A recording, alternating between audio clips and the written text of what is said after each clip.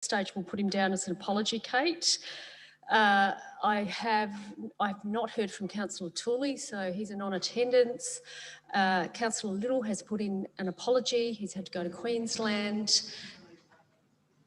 Has he got a leave of absence? Did he put in a leave of absence, did he? Okay, yes, right.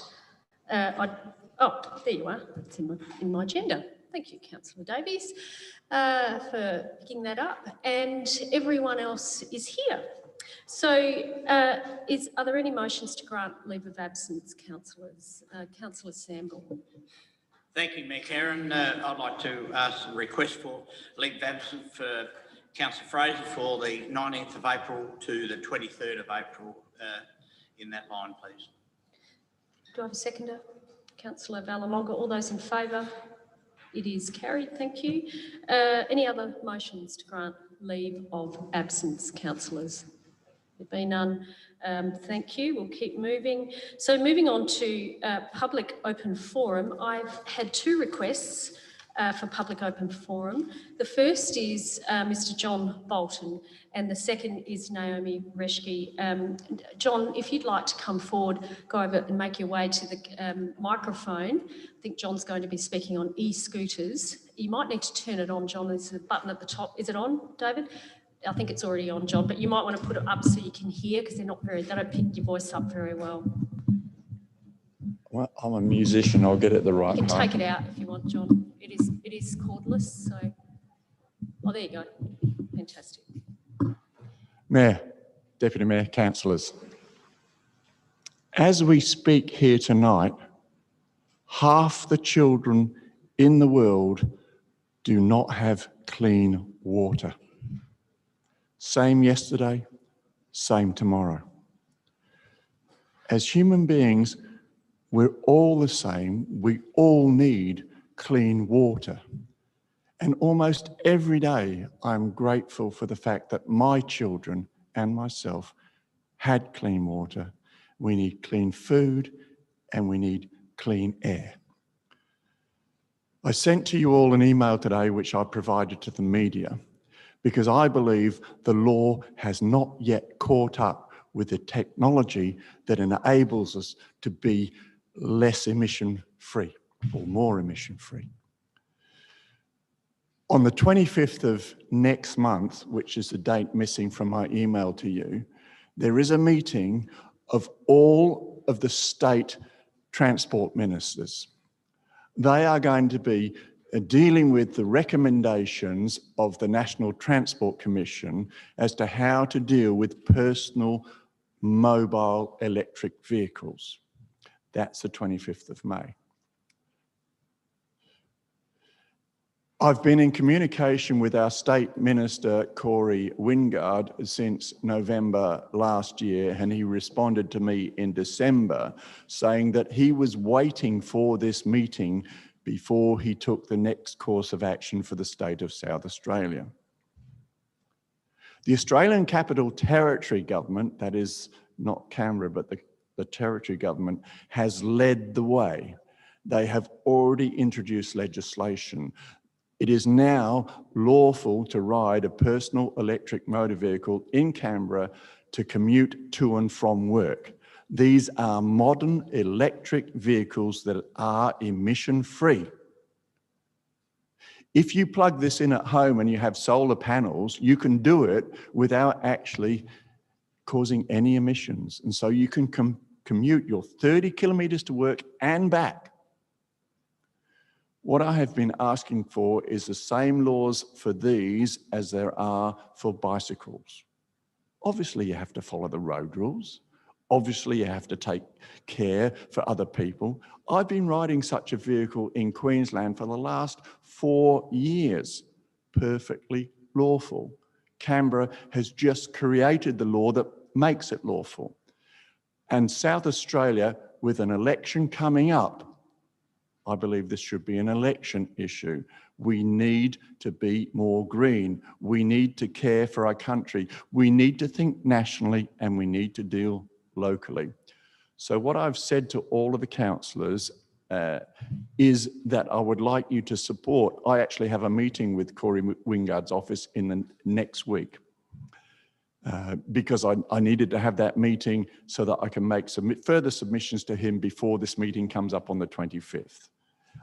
So it's a bit of a rush job.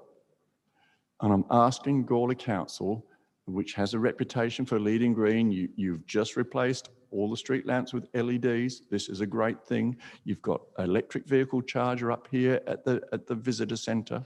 This is what you do. I'm asking you to lead the way in South Australia and assist me in lobbying our minister to support the national traffic code that's going to be put forward next month.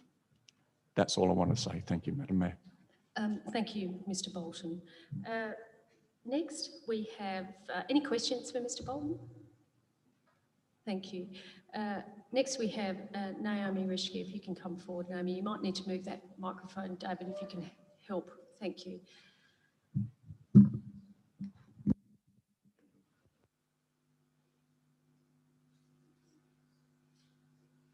Have we got the live stream on, David? Okay. How can I tell that? I can't. Right. Okay. Okay, go ahead, Naomi. Thanks. Thank you, Karen, Mayor Redmond and councillors. You're probably wondering why we women are here this evening. Most of you will know that March is March for Justice Month, recognising the humiliation, harassment and sexual and physical violence many women have had to endure both at home and at work.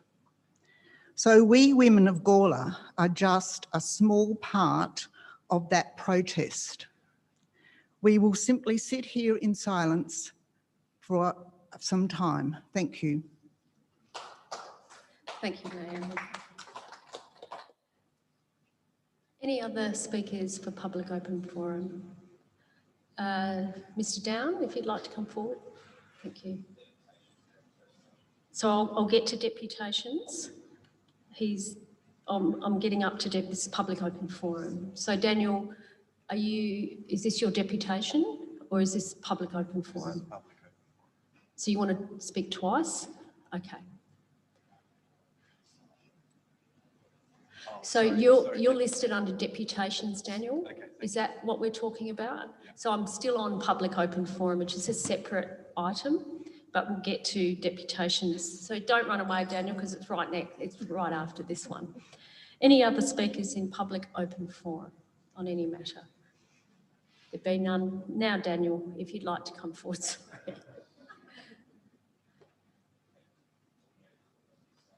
Yeah. Kate, I think you've got a slideshow.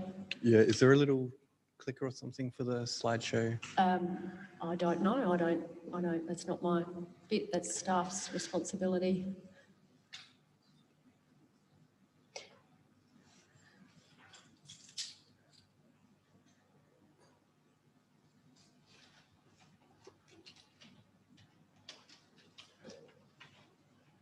So you've got 5 minutes, Daniel. So how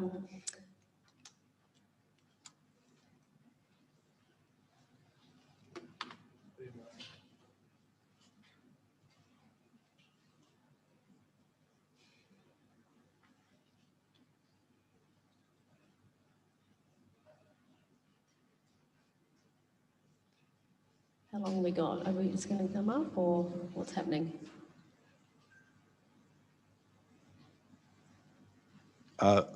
I'll just start talking. The slideshow I think it might be wise, Daniel, if you could just tell people what your subject matter is and what you'd like to talk to us about. Well, thank you, Mayor Redmond and elected members for welcoming me here again. My name is Daniel Down and I run a couple of pages on Facebook called I'm from Gawler, Gawler in Photographs, and just recently the Gawler Street Art Community. I'm here again on behalf of Councillor Shanks's motion, which hopefully we can get to a bit later on. I was asked last meeting to supply any of the mock-ups that I've done of street art on some Gawler buildings. I don't have a book for anything for you, so I was hoping to do a bit of a slideshow. Hopefully we can get to that, but I did just want to talk about the importance of street art as far as bringing in people to the community. Those people come in and spend money and spread the word about what's going on in our town. And I think it would make Gawler a little vibrant hub and really, get people in to have them talking. I'm a bit under the pump because I haven't got any pictures to show you at the moment. But I will say that whether you like it or not, there is no denying that art will get people talking. Be it positive or negative, art doesn't need a language. You don't need to understand it. Art doesn't need you to make a booking or sign in or line up. Once it's there, it's pretty low maintenance and it's just there to enjoy. I'm not going to stand here and tell you that I'm an artist or that I know how it all works as far as costs and organising such a thing go. So here I am with an idea that I think would bring people into town and get a real buzz going on about what's going on here. And from the feedback that I've gotten from my page and from the chatting to the community, I think it's 99% positive. So moving on, these are just a few mock-ups I've done. I've taken a few pictures around Gawler, just of some buildings. These aren't ideas that I think would be good. It's just to give you an example of what these kind of things might look like as far as street art goes. If we can just flick through the pictures.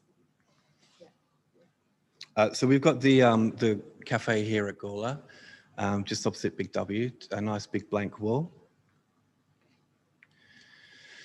Again, the hairdressers on the corner of Finnis Street. I thought the idea of having Finnis Street as some kind of hub for all kind of artwork would be amazing for people to come in and have a look. Some wings here, nice simple wings. People come along, take a picture, hashtag, send it off to the internet, brings people in. This building here, Tony Piccolo's office on the corner, I know it's heritage listed and it's probably a big problem, but what a way to get people to see that kind of thing coming down the main street, down Lindock Road, all the people going to and from the Barossa. As far as historical murals go, I thought that maybe here at Phoenix Plaza would be a good spot. And having some kind of artwork up like this of the people that used to walk around here. Work around there would be fantastic. I sat at this place for a good 20 minutes, not one person walked past me. I think that having maybe something like this or a cafe or something to bring people in, get some traffic going would be awesome.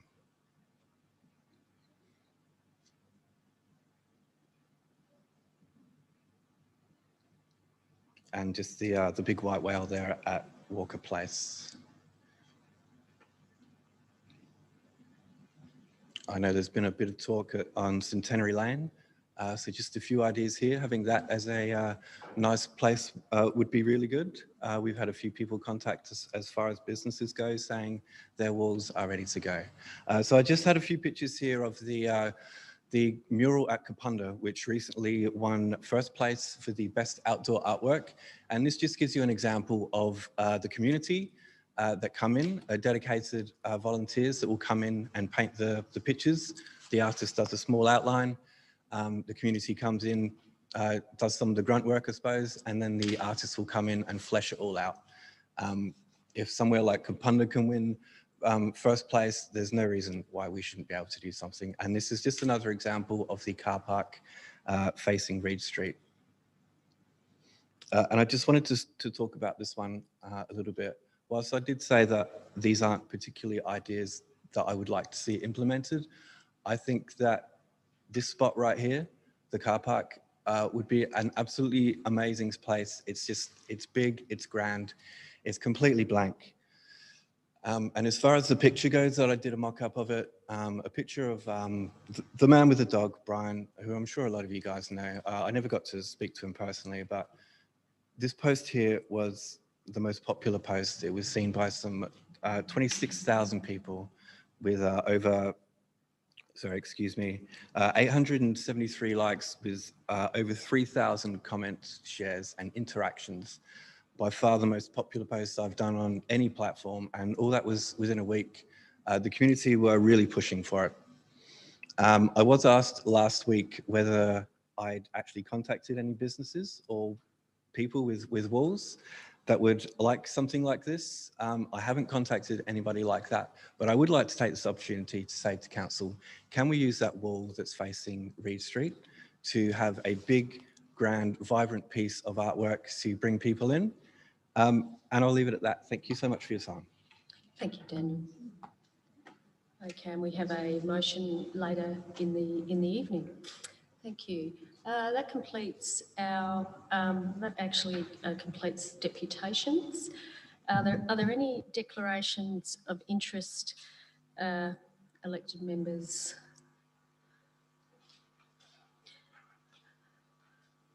Councillor Hughes. Just for 11, I'm a deputy member of the council's assessment panel. So if it comes up to the cap when I'm in the deputy role. 11.11? Yes. 11.11?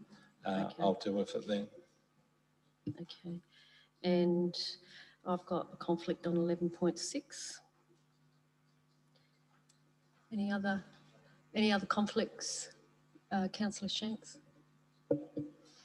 Yeah, the same as Councillor Hughes, 11.11. And yeah, equally, I'll deal with it the same way.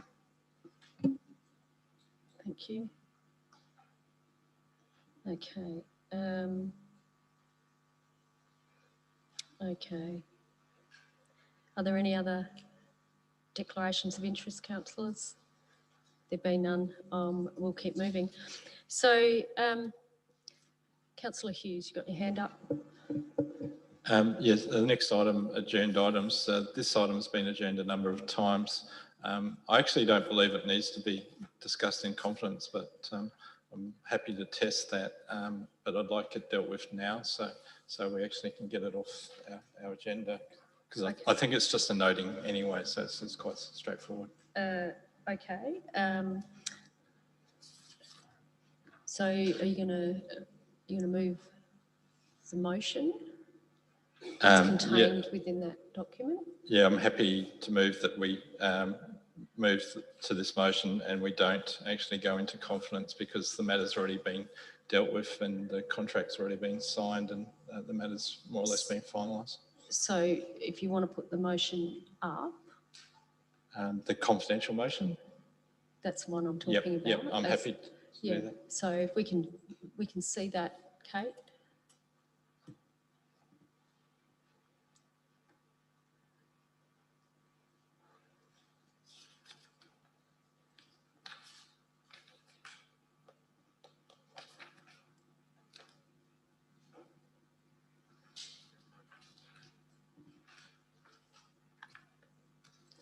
Okay. Yep. This was actually a unanimous decision by the panel at this meeting that this recommendation go through. Yep. Do you wish to say anything else? No, I think it's already been dealt with, but I think the motion itself is very self-explanatory. Okay. You happy to second that way? Deputy Mayor, do you wish to speak at all, Deputy Mayor? No. So we have a mover and a seconder. Any discussion? Councillor Tooley.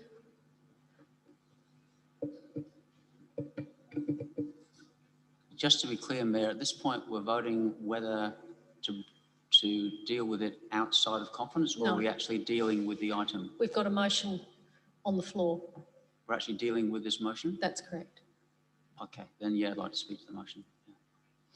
Okay, I will be speaking against this motion. What's the saying? Lies, damn lies and statistics comes to mind.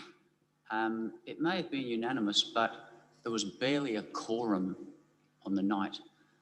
And a number of us asked, pleaded, begged that this not be rushed through. It began with Councillor Shanks and myself asking for a meeting to discuss matters related to this.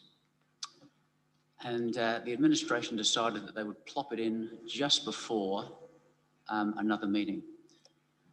With no time to prepare and a really short meeting to deal with some really significant issues which have been concerning us, dealt with mainly in confidence regarding the CEO's KPIs, regarding the performance management review. And we wanted to really get into that because a number of us were very unhappy with the KPIs, the way they were managed, the way the review was managed. And those of us that couldn't make that meeting made that very clear that this needed to be done properly. It's such an important role, it's such an expensive role that the KPIs need to be really clearly agreed upon and the process for managing them. I believe that the performance review that we held was, in many ways, my opinion is that it was a sham. My opinion is that it was never endorsed by council or the PMP. We had people pushing motions. Oh, point of order. Councillor Kosh, you've got a point of order. What's your point of order? I'll just find in the regulations. Okay. Um, You can let me know which part of the meeting regs. Thank you. I've got them in front of me as well, so if you can advise me which part, that would be lovely.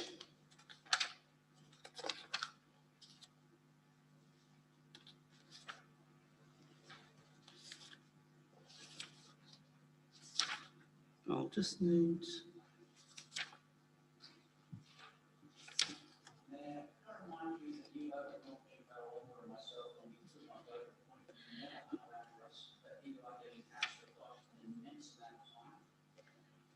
He needs to say which part is point of order, so I'll allow him to do that. Thank you. Okay, it's 9, 6. Questions? 9. Questions? Okay, maybe not. Well, what I'm saying is that what Councillor Tully says is incorrect. It was passed by council. That's not a regulation. Okay. Points of order, it needs to be in breach. So I can't. Okay, I'll find it. That's fine. I can't uphold that. Yep, point that's of fine. order I'll at sort this that out. stage. So keep going, Councillor Tully. Thank you, Mayor. As I was saying, I was sharing my opinion and the opinion of others that the process was not agreed to. There were motions to bring things forward. Debate was gagged. Motions that we thought we were going to deal with never got dealt with. We never agreed on the questionnaire that went out. We never saw the questionnaire. We never saw the words that went out, the questions that were asked of stakeholders. We never signed off on the stakeholders list. We never agreed to that stakeholder list. And yet the PMP performance review went ahead. And that remains the sticking point. It was not a process that followed the proper guidelines. And then when we complain about it, and we asked for this meeting, but not in the way that it came, then the meeting is cynically shoved in for half an hour. The majority only barely attended. A significant numbers did not attend, some of it in protest, because we wanted a proper opportunity to look at what KPIs should be like, what stakeholders should like, how they should be measured. And therefore, for this, of the like-minded people, the people who mainly voted in favour of the CEO PMP review and extension, that was the smaller group that was there. Yes, a majority, yes, a quorum, but that was the group that then said, we're happy with the KPIs. We had a bit of a discussion. The rest of us never did that. And to this date, we have never done that and never endorsed those in that proper, robust way. I don't even mind if that's done in confidence, but it should be done with all of us to try to get to the same page so that we can move forward, to move past what I believe was a really poor process last year. And so, unfortunately, it rolls off into this year and it rolls off into this tenure of the CEO, where a significant number of this, and remember, the extension was by one vote. It was the casting vote of the mayor that caused that extension to happen. So I don't think that's a real endorsement of confidence in our CEO. And we've lost an opportunity to perhaps do some healing, which is what that meeting was intended for. And here we are, just simply being expected to rubber stamp it again and saying, no, we're all happy with it. Well, I am not happy with it. I was not happy with that meeting. I was not happy with the whole CEO PMP process at all. And I raised that in every forum that I possibly could. And so it should be no surprise to anybody that I'm saying this. I would have said this in confidence, but Councillor Hughes asked that we have this not in confidence, so it's in the public forum. All of that for me was wrong, and we've lost again an opportunity. So for me, The wound continues. The sore has not healed. This continues to hang as a shadow. And it's really unfortunate because those of us that were not happy with that previous process were the very ones wanting this meeting to be done 15 properly. seconds. Thank you, Councillor Tooley. We were the ones that wanted that meeting to get this done properly, and we protested once we learned what was going to happen, and that was overruled. So people have got no one to blame but themselves who've rushed this through, forced this through, and then you simply want to say, rubber stamp, let's say to the community that we're all in favour. Well, Thank you. I don't know if Your other time's people will up. speak. Thank you very much, Councillor Tooley. Thank you. Any other discussion? Councillor Davies and then Councillor Kosh. So yeah, as has been mentioned, this is not a motion that means anything anymore because it's just the result of the fact that we haven't been able to finish a council meeting since November, and it just keeps getting knocked back for the past 4 months. But look, I agree with Councillor Tooley on what happened there. I was someone who said, I think if you call a meeting, you know, with like less than a day's notice saying this is before our usual 7 p.m. start time, and then people can't make it because of potentially work and that sort of thing, I don't think that's a, you know, that's a process that I think we should be going through. So I would like, yeah, in the future for that to be a much better process. Councillor Kosh. Yeah, thank you, Mayor. Look, I'll be supporting this. It's a noting report. That meeting was called by a number of councillors. The time was given. Everyone had a chance to come along. If people don't like, if they don't like it, what they did, they had a protest. So they didn't want to be involved in the democratic process of discussing the KPIs. And in fact, we talked other things, the contract as well. Now, if people give up that right, they shouldn't come and whinge about it, basically, because they had their democratic right to come to a meeting and put their point of view and listen to what was said by the presenters. You've had your chance. Just stop whinging. So anyway, I think the whole process was held democratically. All the votes were conducted correctly. There was nothing wrong with those, and eventually we decided on what we decided as majority of this council. Just live with it and move on. Thank you. Councillor Shanks. Yeah, interesting discussion. Just so everyone's clear, that was a special council meeting that I actually called for to do my due diligence on setting the KPIs of one of our most expensive employees. That to me is a good business move.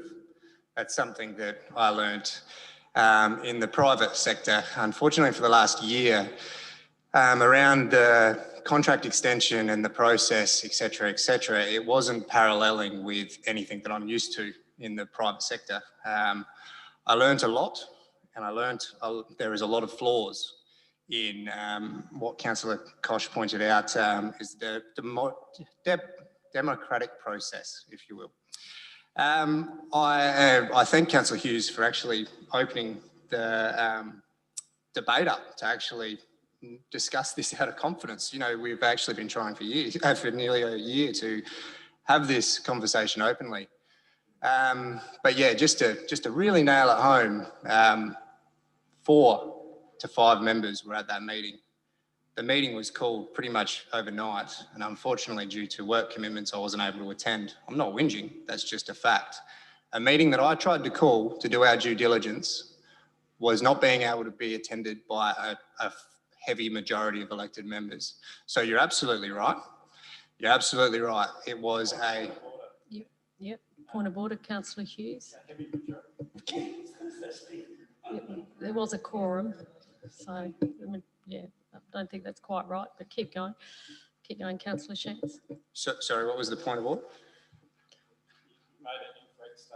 Yeah. Oh, sorry, my apologies. Heavy majority of council members, that wasn't quite right, so I've upheld that point of order. No, okay, my apologies. I think the gallery understood what I was saying there. So luckily, I put my hand up to be the CEO PMP chair, and hopefully I can, try to get in front of some of the real concerns around the process on committing $800,000 to one person. Now, it's nothing personal. It's merely doing our due diligence as a member of the board of directors that is to direct the CEO to run our company. We owe it to our CEO, we owe it to our community to make sure that process is done appropriately, so we're not left sitting here answering to the scrutiny that some of us cop that talk to our community. So hopefully moving forward, we can get in front of this, insert swear words, next time and make sure that we get it right and we're not sitting here bickering like idiots because people are watching. CEO, do you earn $800,000 a year? No, I don't. Thank you. Now, Councillor Hughes, do you want to close the debate? Yeah, just briefly. No, I won't go through corrections. I don't think that's appropriate. But I sort of agree with Councillor Koch saying to not attend a meeting as a protest when you called the meeting is, yeah. Okay, good to hear.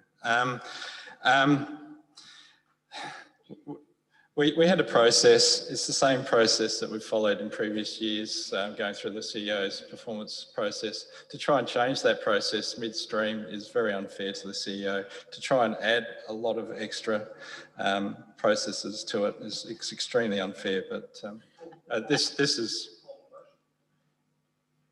A formal motion, yep. What's your formal motion? Am I able to put the item, please? I beg your pardon? Can I put the motion, please? You, well, we're wrapping up, but that's a formal motion. So you want the motion, I beg your pardon? No, he's moving a formal, oh, you've already spoken. Yes, you can't move a formal motion if you've already spoken in the debate. So Councillor Hughes, if you can wrap up and we'll put this motion, you finished? Thank you. I'm going to put that motion. All those in favour of the motion, please raise your hands. All those against? You have to vote. All those against? It is carried on the casting vote of the Mayor.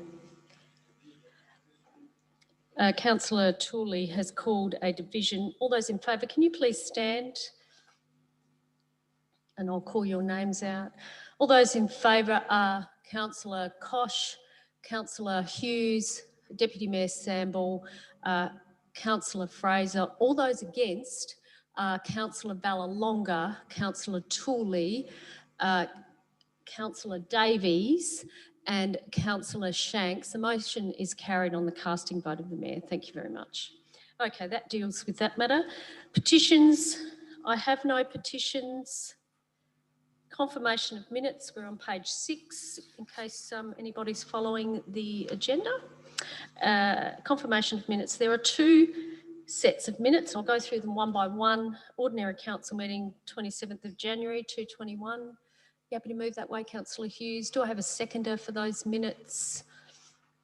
Councillor Fraser. All those in favour? Oh, you wish to speak? Yep. For or against? There we go. Yeah, I'm a great believer that the community should know how and why we're voting, and later on tonight when we have more of our motions, some of them deemed contentious, I hope people explain. So I'm explaining here. I'm not supporting this because I believe the minutes are inaccurate. And I've highlighted this. This is why they were deferred from the last meeting at point 11.11. I don't believe it was unanimous. The statement I've been given as the Mayor called as unanimous. I remember speaking against that item. So I don't believe that call was correct. And so I think minutes need to be accurate. I don't think they are. So I'll be voting against these minutes. Any other discussion? If not, I'll put that motion. All those in favour of the motion, please raise your hands. All those against, it is carried. Thank you. Ordinary Council meeting 23rd of February 2021. Moved by Councillor Hughes. Do I have a seconder?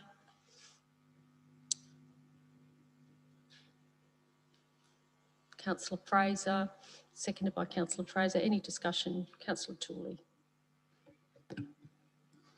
I'm speaking against. I am losing confidence in the accuracy of our minutes.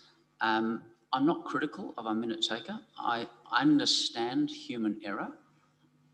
What I am protesting against is feeling that I'm put through the ringer and made to jump over hurdles when I do a simple thing like say, I think there's an error, look at the video, check it out, and then too often it becomes an argy-bargy and unnecessary angst when, for me, good management and good procedures to say, look, simple mistake, thank you, we acknowledge that. But I even have members who vote just simply, and I brought this up before, and I pointed out an error, and then they'll vote in a majority to pass them. Now, the minutes are an incredibly important record because they are what people go back to. I've been involved with situations where the Ombudsman, the ICAC Commissioner has gone back to the minutes and said to me, well, that's what the minutes said. They're incredibly powerful and they've got to be accurate. And too often, I believe they're not accurate. And until we get, I think, a more fair and sensible approach that welcomes pointing out of errors or mistakes and welcomes that so that we then correct the minutes and not just endorse something which may be factually wrong. And I would challenge the members. I wonder whether all members all read the minutes. I think what most members do, my sense is that they assume they're correct. They come to the meeting, they vote to endorse them, but I assume that not all have done their due diligence. I do. What I do with my notes here is I annotate my notes and I will look for those particular points of interest to me and I will read the minutes. And I start at the point where I know what I've said, how emotion's gone, and I look for that. And I just would encourage the members to really be careful because sometimes it's going to work against you and sometimes it's going to work for you when the minutes are inaccurate, and they should be 100% accurate. And as I said, this is not a criticism of the minute taker at all. It can be really busy, there can be human error, things can be heard a bit differently, but don't put people through the mill. When they do the right thing, bring it to the attention and then refer people back for reference points. So I've got that off my chest. That's why you'll probably find me rarely now supporting the minutes. Whether I'll speak for 3.5 minutes each time, I don't know, but I don't think I'll be endorsing them blindly, particularly if I haven't read them all in absolute detail. I will not be endorsing them. Any other discussion? If not, I'll put that motion. All those in favour of the motion, please raise your hands. All those against, it is carried. Business arising for minutes. I'll move on to council member reports. Elected members, Councillor Davies. So last night, myself and Councillor Kosh as the proxy went along to the AGM of the Gawler and District College, and they're doing well in general. They're having a bit of a struggle with which category they've been placed in. Apparently, they're getting less funding now because they've been deemed to be in a lower risk category, even though their students haven't changed. So they're looking into that. But in general, things seem to be going well. There's a lot of building happening over there at the moment. And then on Saturday night, I went down to St. Bridget's for Bogan Bingo, hosted by the Gawler Show Committee. So it was a Bogan theme, so I grabbed my AC/DC shirt and flannel and headed on down. Lots of fun times there. Raised some money for the Gawler Show, which I think is valuable because it is in a place where it wasn't able to run a show last year, but it still had to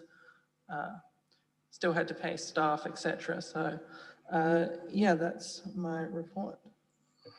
Any other elected member reports? So I'll just go through a couple of things that I've been to. I went along and opened Martin Johnson's art exhibition. There were a number of artists there on the evening, and that was really fabulous. It was packed with people in the Institute Hall. That was on the 25th of February.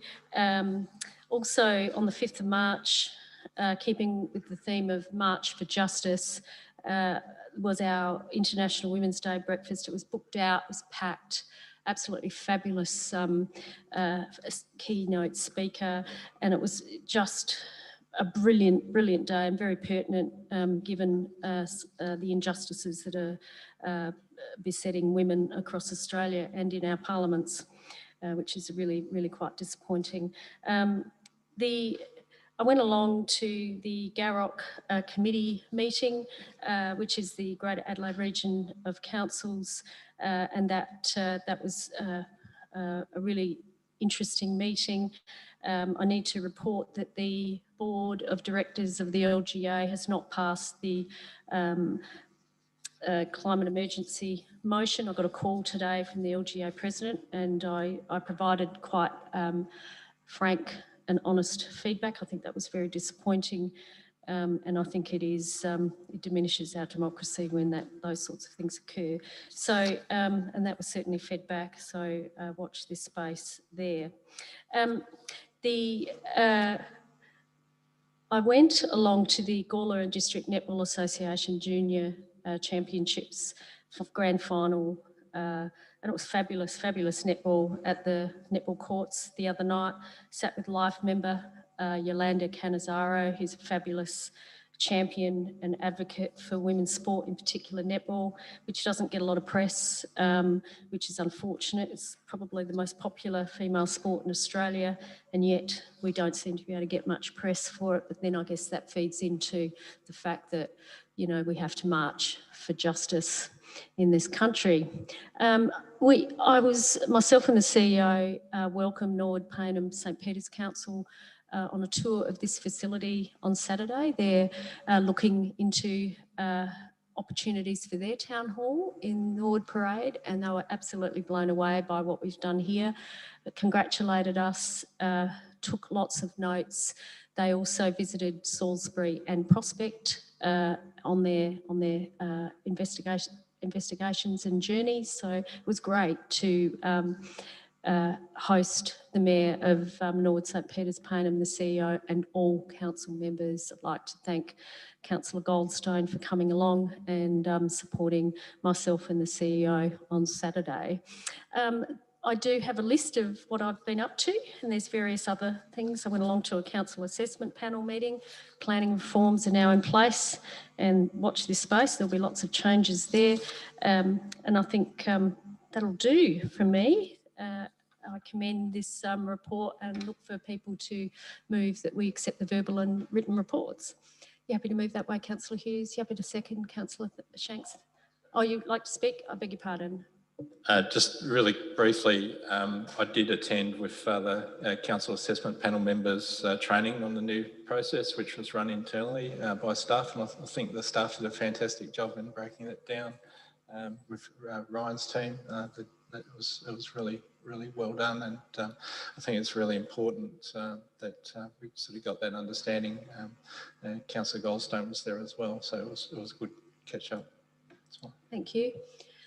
Okay, I'm happy to accept a mover and a seconder. I think, Nathan, thank you. Moved by Councillor Shanks, seconded by Councillor Hughes, that we accept those verbal and written updates. Council member reports. Any other discussion? If not, I'll put that motion. All those in favour? Carried unanimously. Thank you. So that deals with that. So we'll move on to officer reports. So I'm on page 7 of 83 of our agenda. Councillor Shanks. Mayor, I'd like to request that we move motions on notice to this section of the meeting. I'd like to fill it out. We're banking up a little bit, so. All of them? Yes, I'd like to move that way. So all of 16? You're Yes. moving? Yes, thank that you. 16 gets moved forward and we deal with them instead of the officer reports? Yes, thank you. Okay. Do I have a seconder for that? Am I allowed to speak to it or no? If you want, yep. Yeah, through you, Mayor, it probably comes as no surprise that it seems like the motions on notice seem to be banking up because we do seem to be in the habit of not finishing council meetings. You know, I'm happy to let it slide once or twice, but some of these motions have been sitting, laying there waiting since, you know, December, January. I think it's very important and equally important as the officers' reports, don't get me wrong, but I do see the value in elected members' motions. Now, that might sound a little bit biased because I do have 5 or 6 there, but I didn't move all these for tonight, and I'm not moving them just because I like the sound of my own voice. I'm actually moving them because I get approached by ratepayers. So I'd like to use this process. And I know that we do have members of the gallery here tonight for these motions, and I'd hate to disappoint them again. So I do have a seconder, Councillor Samble. Any other discussion? Councillor Hughes. In tonight's matters, I actually think it's really important that we go through the officers' reports because that's what we're here for, is to do the business of council. We then do the business of councillors later, which I think is also important, but I do think there is some important council business to get through, and hopefully that won't take too long. Depends if people speak on every matter or not, which is their right. But certainly ask questions, but spending 5 minutes on every item will delay the meeting. But I think it's actually the reason we actually meet is to go through the officers' reports and budgets and things like that are very important. And then we go through the councillors' recommendations. I do agree, if some motions are time sensitive from councillors, that we do bring them forward. But I think at this stage of the meeting, it's important to go through the officers' reports. I might, before I ask anybody else to speak, CEO, do you want to make any comment around the officers' reports? Yes, thank you through the Mayor. As we know, unfortunately, our agendas have been very busy.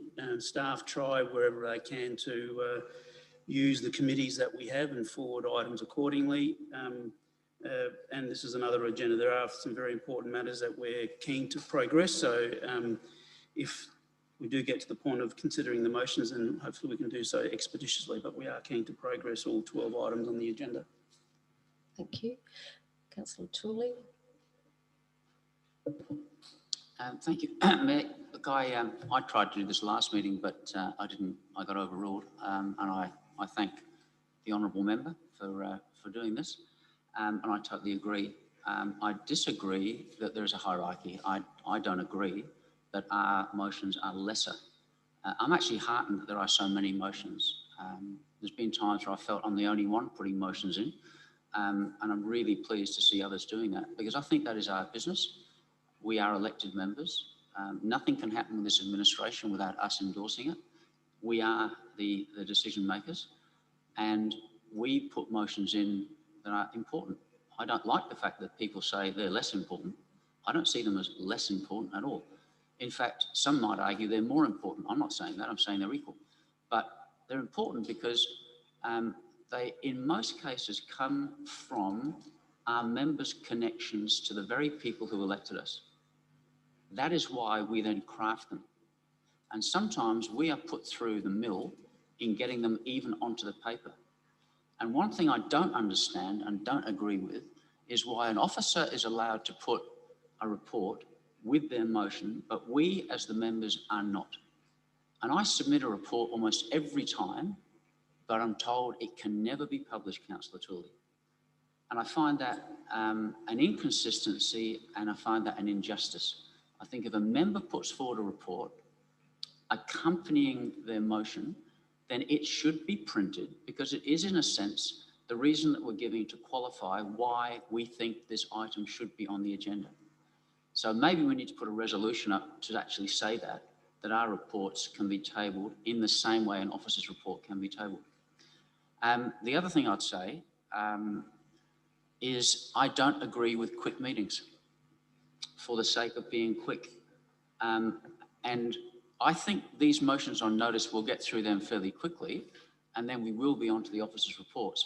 I don't think there was any way we were ever going to get through this agenda tonight, but I may be wrong. But I won't be filibustering, but what I will be doing is my job as an elected member.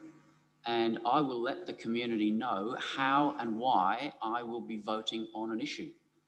And I've said this to you before, I don't believe we should sit here silent and just simply vote, and the community that elected us don't know how or why we're voting. We should all use our opportunity. At this stage, we've done nothing, so I'm just sort of putting that out there. Okay, are you finished, Councillor Tully? I'm not sure. I didn't hear what you said, Mayor. I said we haven't done anything yet, and it's nearly 8 o'clock. Okay, keep going. Am I allowed to keep going? Yeah, absolutely. Okay, but I'll stop now. Thank you. Okay. Any other CEO, I think you wanted to say something? Yes, just responding to Councillor Tully's comments about the staff's role in blocking or otherwise motions that come from members. If motions are inappropriate, inflammatory, then it's more than appropriate that the administration appropriately consider whether or not those motions should be included. It's standard practice and provided in the legislation that it's not for the agendas to provide supplementary information to motions that members might want to prepare and present in terms of text. That's not the role of the agenda for that to occur, and that's been communicated many times. Okay, any other discussion? If not, Councillor Shanks, you happy for me to put this motion, that we move this forward? Okay, I'll put the motion. All those in favour of the motion, please raise your hands. All those against? It is carried. So we are now dealing with item 16, motions on notice. And I have two. The first one, I'm happy for somebody else to move this motion, which is the Building Better Regions, but it's actually in principle support for the Barossa tourist train. Are you happy to move that way, Deputy Mayor? You happy to second, Councillor Tully? Do you wish to speak at all? No. Councillor Tully, do you wish to speak at all on this matter? I'm happy to chair if other people wish to speak. Yep. Yeah, hopefully I'm saying the sort of things you might have said. I would encourage everyone to support this. The train for tourism into the Barossa, I think, would just be fantastic. I'd like to see that track continue to be maintained. I know they've ripped it up at the roundabout between Tanunda and Nuria. That can be put back. I'd love to see our beautiful heritage cast iron and steel train structure, which was put in storage to allow the electrified line at Gawler. I would love to see that relocated and built in that block opposite the Gawler Central Railway Station. I'd love to see a train housed there. I'd love to see that as a starting point for the tours. After they've come up on the electric train to Gawler Central, then go off on that. I support, as you've said here, the work of Mr. Gerber. He's a real enthusiast and a real entrepreneur and wine and tourist man of the Barossa, as we know. And of course, our local member, Tony Piccolo, has also supported this. So I would hope this will be a unanimous support. Thank you for putting the motion up there. Thank you.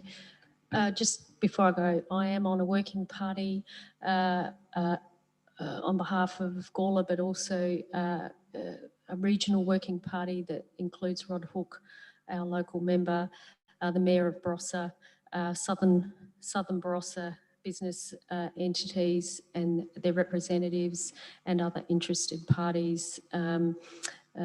Bob Sampson, who's a quite extensive experience in railroads and this type of venture. So yeah, it's a really interesting group, and I think it's got lots of opportunity. Councillor Fraser. Yes, I'll support this, but I would like it to be known that I don't want Gawler to be forgotten in this. I don't want to be, when Tony Piccolo was talking the other day, he was talking about the train leaving Gawler at 9:30 in the morning. I think that's far too early because people come from Adelaide, they just get here in time to get on the train, leave. Nobody actually has time to spend time in Gawler. We need to be part of this as a tourism group. And then, you know, when it comes back, if it comes back at 5 o'clock, they just get in their car and go home because they've had a big day. Nobody's going to do anything unless they're staying in Gawler. Nobody's going to do anything at 5 o'clock. They're going to go home. So really important that we're not forgotten as a tourism spot in this. I remember the last train that they had, it actually came from Adelaide. It didn't stop in Gawler at all, it went straight through. We were in the hotel at the time and we tried to get a social club group organised. We actually had to we didn't do it because we had to go to Adelaide to catch the train to go to the Barossa. It was ridiculous. And I know that's not happening now, but yeah, just my point, that's okay. I've been talking to quite a few business owners in the town and the region, and this actually triggers potentially boutique accommodation opportunities in Gawler, which feeds into your point that people will stay in Gawler and then they will stay here after 5 o'clock. They will have stayed here overnight before they catch the train. So I think that there's a real opportunity of what this brings and the strategic development of Gawler in an appropriate way that feeds into really great tourism. So you wish to speak again? Okay. Does the meeting give leave to Councillor Fraser to speak again? Yep, you have leave. The thing that I'm worried about is that it will connect into things like when we get cruises back in and things like that come in, it'll become a day trip. So they won't stay in Gawler, and there will be a lot of tourist groups from Adelaide that will just bring people for the day. Yes, I agree, you'll get more people staying in Gawler, but there's also be a lot of people that won't. So my thing is if they left at 10:30, people would come up, have a coffee, walk down the main street, and then they would be able to catch the train. Thank you. Discussion, Councillor Shanks. Yeah, look, Mayor, I thank you for putting this motion up. And to be honest, I think you're well situated to be on the panel and the position you're in. There is a lot of public interest around this and exactly what Councillor Fraser has pointed out, the opportunities, it's definitely worth looking into. So, yes, I'm in full support of this motion. And yeah, I hope all elected members see the validity in it. Any other discussion? If not, Deputy Mayor, you happy for me to put the motion? I'll put that motion. All those in favour, please raise your hands. It's carried unanimously. Thank you. So next motion is a half-court basketball court. I was approached by a resident, Mr. Greg Arns, who came and spoke at our last council meeting in support of a half-court basketball court and other matters, and this motion is in fact to add it to the budget deliberations and to test the waters. So it's not actually an implementation of a court, it's to get it into the budget deliberations. Councillor Tooley, you happy to move that way? I'm happy for you to move it. Do I have a second? Do you wish to speak at all?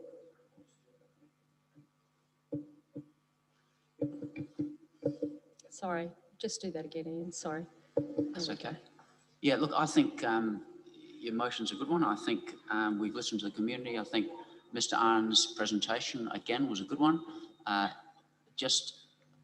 When we put one down at Clonlee, and I go there regularly, not for basketball, but I take my little grandkids to the skate park, which is stunning. But invariably, there's people shooting hoops. It's just what people do. Kids just do it. Give them a ball, give them a ring, they're occupied. And the more we can make that sort of stuff and give that opportunity for exercise and fun, and I don't think this is a great expense. Seconder, Councillor Shanks, and then Deputy Mayor. Yeah, again, I thank you for putting this up. I spoke to Greg this afternoon, and he was shattered. He wasn't able to make it. He was hoping to speak in public open forum just to nail home what he came to speak on last time. Look, this is the fundamentals that I speak of quite regularly. A ratepayer has reached out to an elected member, and we see some action. So I'm all for this, and as you've pointed out, it's going into the budget deliberations, and yeah, look, we'll have another discussion there, but I think this isn't the right step forward. Deputy Mayor, do you wish to speak? Yes, I certainly support it and endorse the words of Councillor Shanks. This is the way, hopefully, our budget can be obtained to do that, but certainly we need to have more of these around, and maybe the next time they can be at Hemmerford Park up there when the population grows and we get a lot more time to enjoy it. Thank you, all to support it. Any other discussion? If not, Councillor Toole, are you happy for me to put the motion? I'll put that motion. All those in favour, please raise your hands. It is carried unanimously. Thank you. Now, Councillor Shanks, would you please present your motion? Thank you.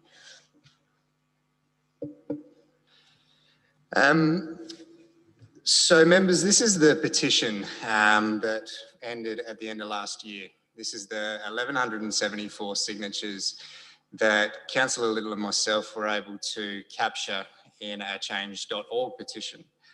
I provided you all the data at the time to make sure that I was as open and transparent with you all as I possibly could.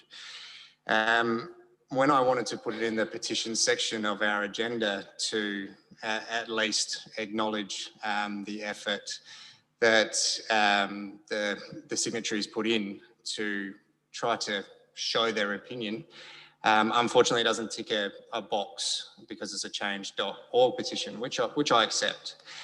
So I opted to move it as a motion on notice so that all that work isn't wasted, to be honest. As you can see there, we're now tabling it. It opens up the avenue of discussing it. Where we are noting around the fact that the policy doesn't allow a change.org. However, I do urge you to accept the real figures that I did present last year in relation to this item. And it was as simple as not wasting the money on demolishing a toilet block that 1,174 people still want. Members, you are all aware that in our consultation world, those figures are really, really impressive. So I just wanted to take this time to firstly thank the community for engaging with Councillor Little and myself and reaching out to any other elected members they did at the time.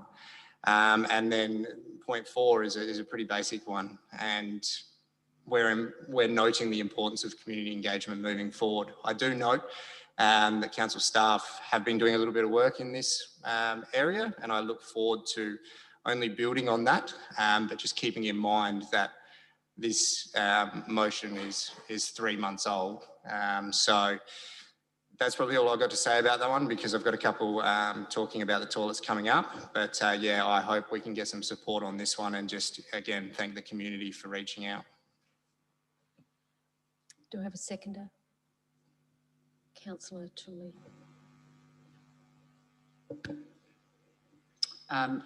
Yeah, I've got a question too. I'd like to know what happens, and petitions are a great frustration to me.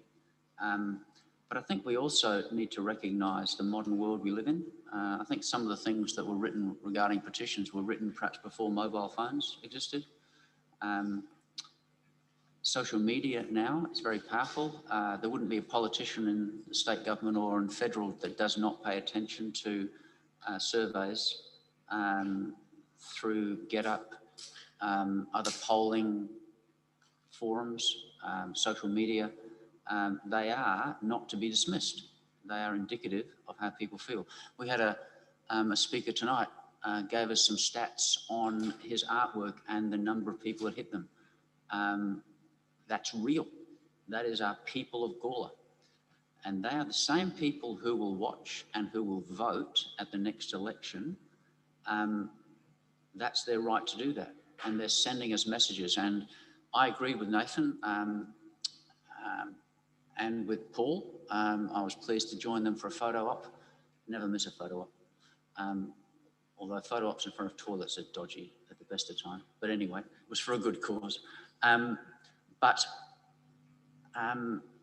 I know time has gone on, but we were trying our hardest to listen to the people and to get a change to that process. And I think we've had opportunities, and I think they've been missed. And hopefully some of the other motions tonight might give us a chance to come back to some of that. Because what we end up doing, once the money's spent, that's it. It's done. And, you know, it's to our peril if we do things that ignore the strong voice of the people. So often we've had a community consultation where we've come back with, you know, there's been a handful, but the report will say unanimous support. And it's 6 people that gave us that feedback. And because there was no dissenting voice, it's written up in that way. Like I said, lies, damn lies, and statistics.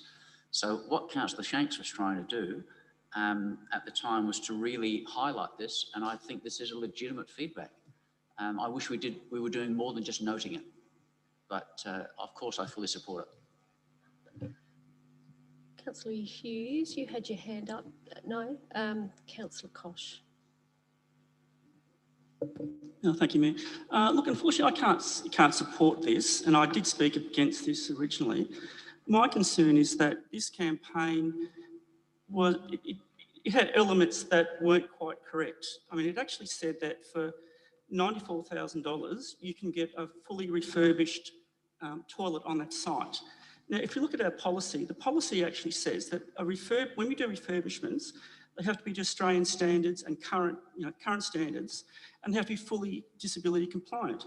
For $94,000 would not get you a fully compliant and Australian standard toilet. One of the other councillors actually sent an email in and said, by the way, what is the actual real cost? And we actually had an email back from the engineering department, and it said, and there was a whole range of information, and roughly, I think it was about $300,000 to actually build a compliant toilet on that site. So that's way above what the people were voting on.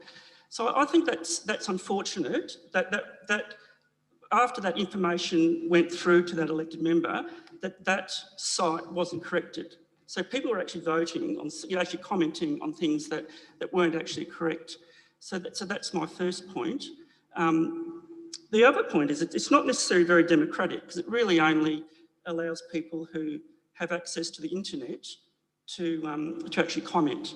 So a lot of people don't have, aren't involved with, the internet and whatever, so they're actually excluded from that.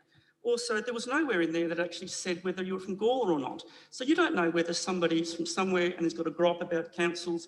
They see this, councils wasting money, they're crazy. Therefore, there's just a bit of a gripe and everything else. So that feeds on itself. And I read I read most of the comments, and I had to stop because I thought it was actually quite, some of the views were very unsupportive of this council. And I think that's very dangerous when you actually have something out in the public where the information isn't quite right, people are commenting about it, and then the comments aren't really supportive of our council. I would have thought that someone should be actually moderating some of those comments. I thought that was a bit ordinary.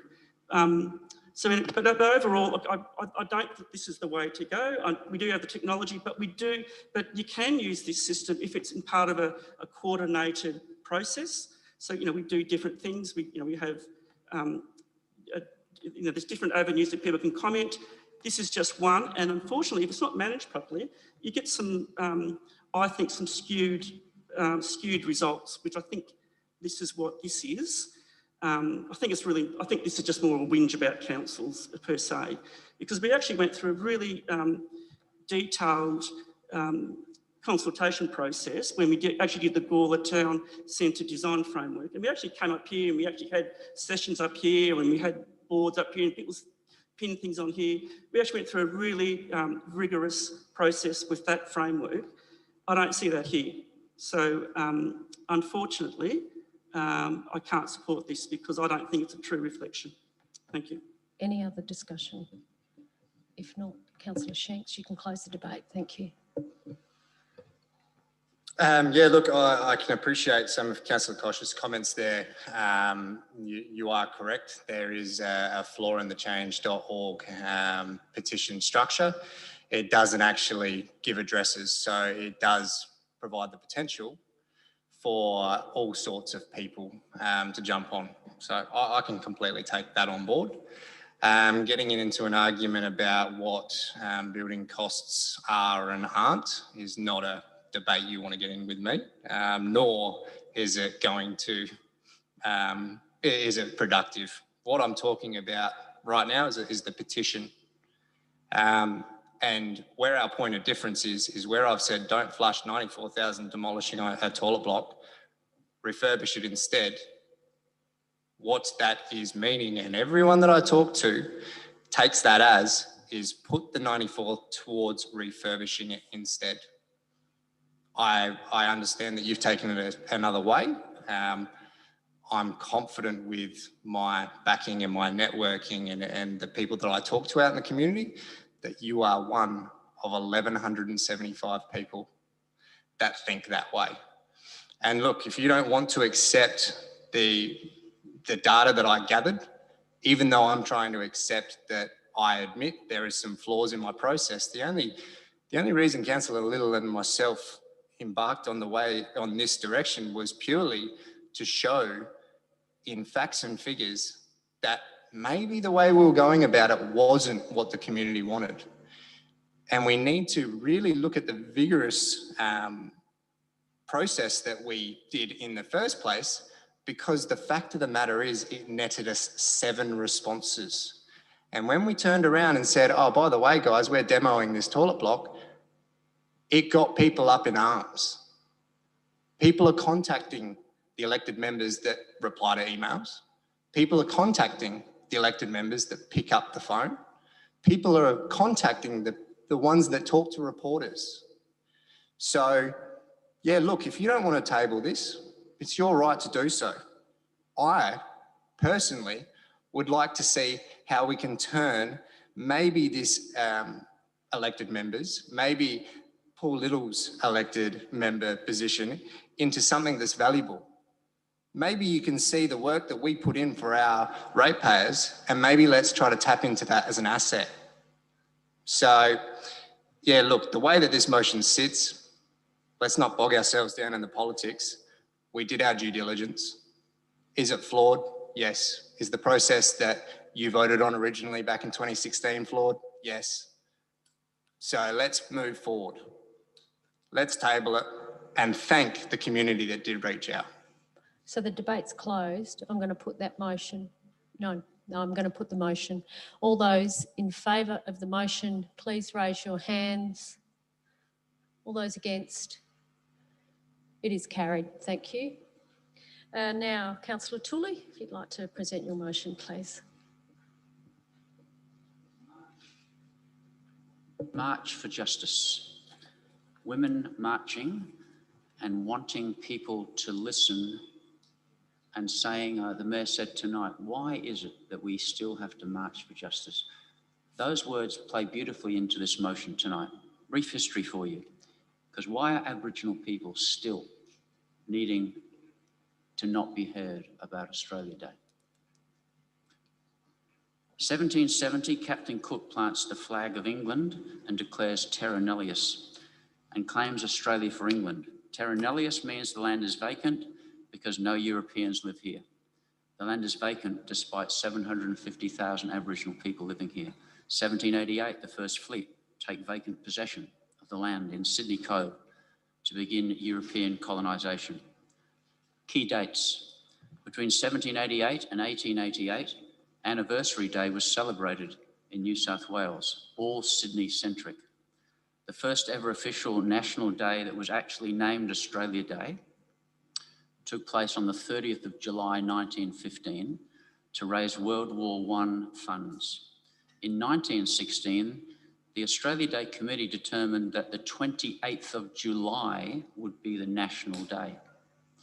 Individual states celebrated different dates. Tasmania had Regatta Day, the 16th of December, to commemorate when Abel Tasman discovered Tassie in 1642. West Australia has had Foundation Day. celebrating 1829, when the colony arrived on the Swan River. South Australia has had Proclamation Day, December the 28th. All states and territories were celebrating a national day together by 1935, and we called it Anniversary Day in New South Wales and Foundation Day in all other areas. First Nations people have protested ever since, with the first national official day of mourning held by Australian Native Association in 1938. In 1946, the Commonwealth and state governments agreed to unify regarding Australia Day and to celebrate it on the 26th of January. In 1994, Australia Day on the 26th became a public holiday. Why change the date? The date for celebrating Australia Day has changed over the years. It's never been totally fixed on the 26th. The national holiday was only declared in 1994. No one disputes celebrating Australia Day, 100% agree, but not on the day that marks the invasion and total dispossession of Aboriginal First Nations people, and a date that is infamous to them, a date that declared they didn't exist. Terra nullius, vacant possession. We read a statement at the beginning, passionately, called the Statement of Acknowledgement at council meetings and public events. And we talk the talk of respecting the ownership of Indigenous peoples, and we talk the talk of reconciliation. But how can we really have reconciliation if we ignore the facts and the hurt of celebrating Australia Day on the 26th of January? Change isn't easy, but we can do it. Change starts by walking in someone else's shoes and by looking at things through their eyes. Many say, what's the problem? Leave things alone. Stop all the protesting. I'm sick of all of this. That could have been me quite a few years ago. Then I moved to a state of indifference, sitting on the fence. And then in more recent years, I've really paid attention to the voice of our Indigenous people.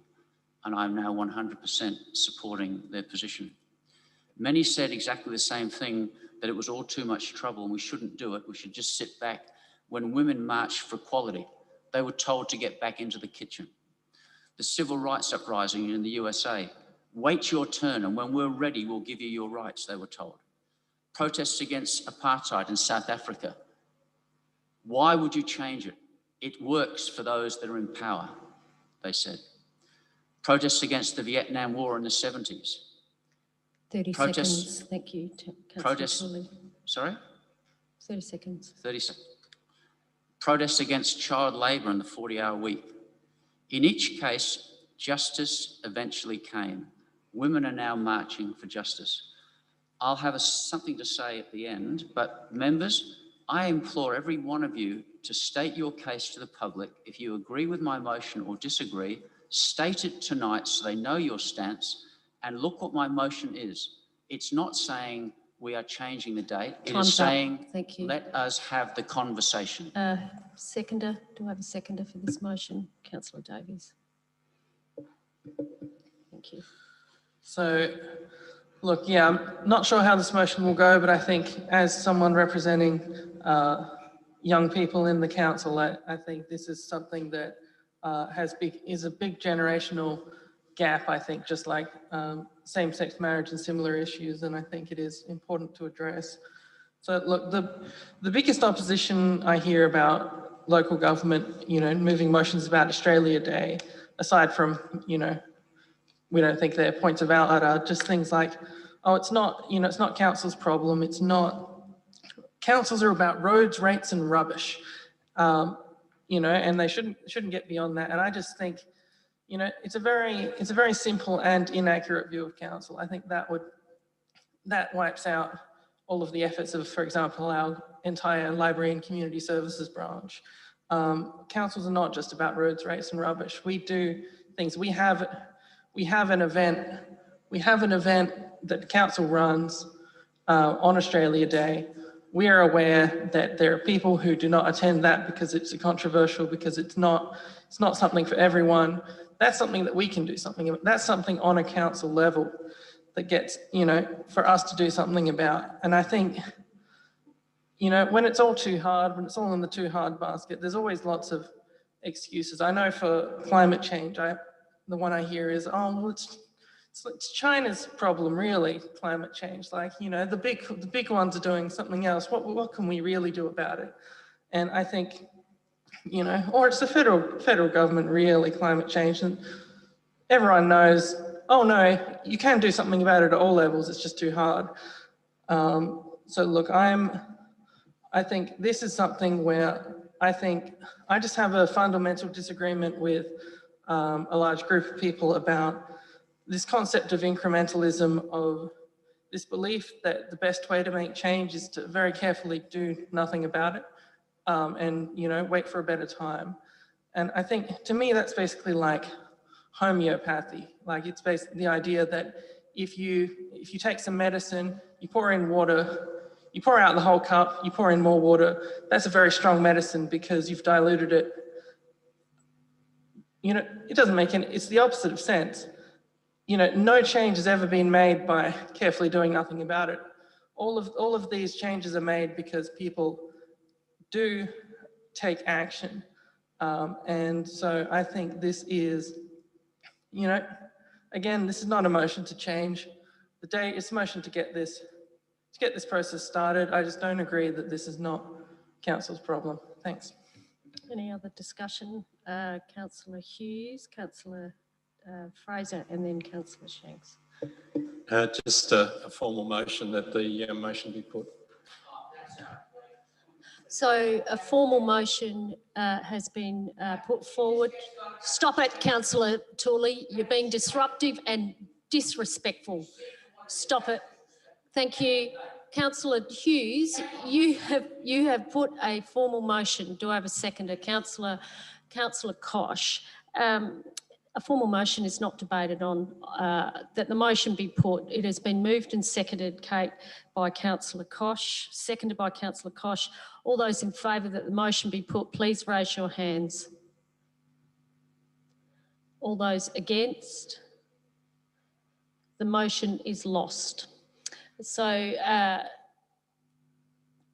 Councillor Shanks was next, I think. Oh, Councillor Fraser, I beg your pardon. Do I think Australia Day should be changed? Yes, I do.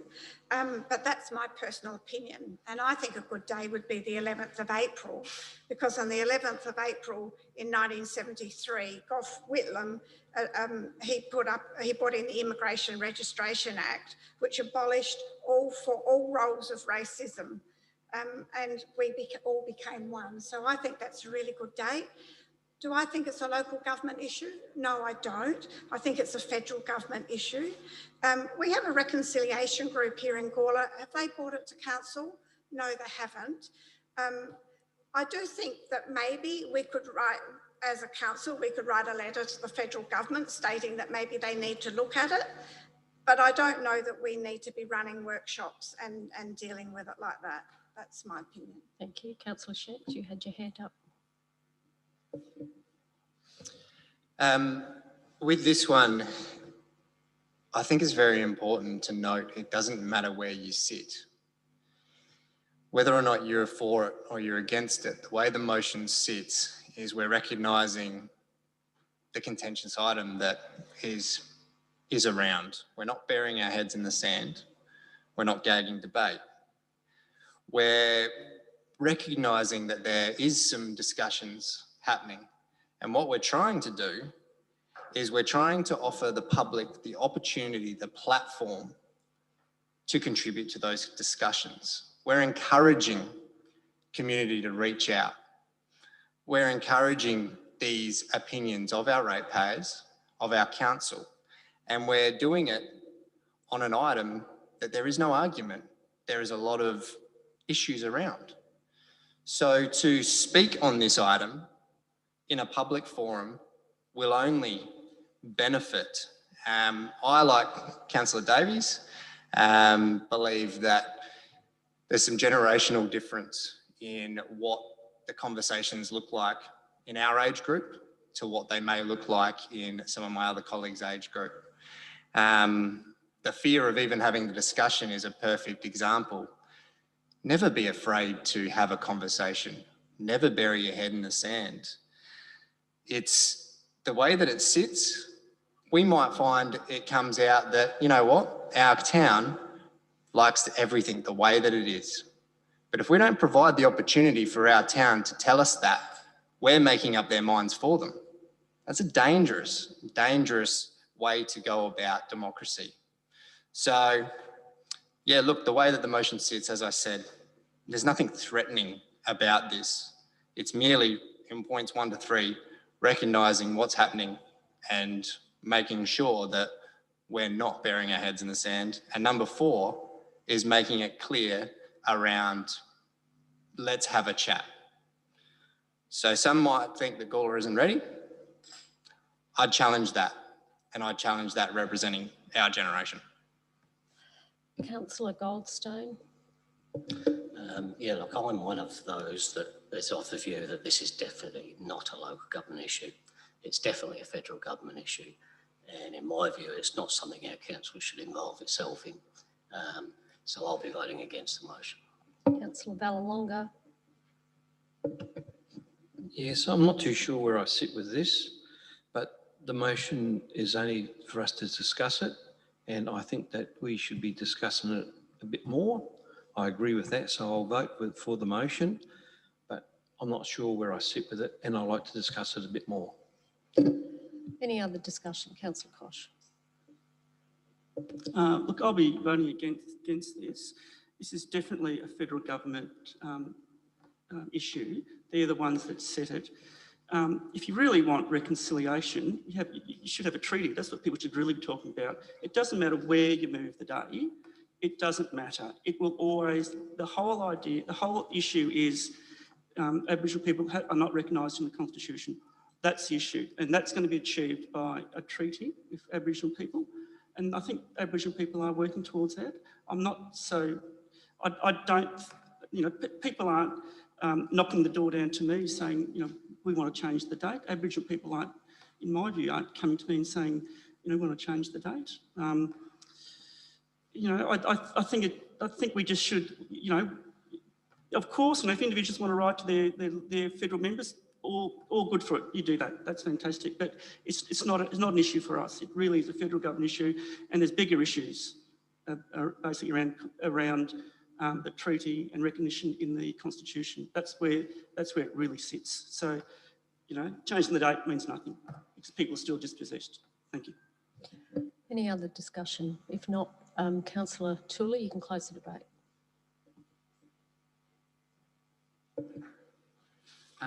It's not our issue, huh? Well, climate emergency, we were told by some, is not our issue, but we declared it. And there was some reluctance at the time, but we got there, and the majority of people in this council now embrace it, and we're really pleased to say to the world, we were the first. Our mayor is angry that the LGA has blocked us. She's fighting them on our behalf. We've come a long way. And yet many would say it's not an Australian issue. It's not a government issue, a local government, it's a federal issue. Well, we've said, get nicked. We're taking action and we're putting pressure on you. And this is the whole idea about us moving in this direction. Maybe our community consultation will say we've got it wrong. Maybe our community consultation will say, we want a motion that puts pressure on the state government and the federal government. We don't know. But to say that councils don't get involved in this is to ignore that we represent the people. We can do it. It took a long time, but Aboriginal people in 1992 were granted the land rights via the Mabo case. And a high court threw out terra nullius. It took a long time, but eventually the sorry day came in 2008. And along that time, councils were putting pressure on the federal government. They were passing resolutions. These are the councils that have changed the date in Australia, and ScoMo's had a go at them, but many of them have stuck with it. And they can, at a local level, choose to hold their citizenship ceremonies, and they can hold their Australia Day ceremonies at a different date. Yarra City Council, Darebin, Moreland, Inner West Sydney, Fremantle, Launceston, Flinders Island. That's just some of the Australian councils that have listened and taken action. Many cities and states in the United States no longer celebrate Columbus Day because they recognise it as an offence to the Indigenous people, and many states, and I can give you... So if you can just wrap up the actual debate, not bring in new items, you're bringing in new information. This is my notes for my debate. Yeah, I know, but it has to have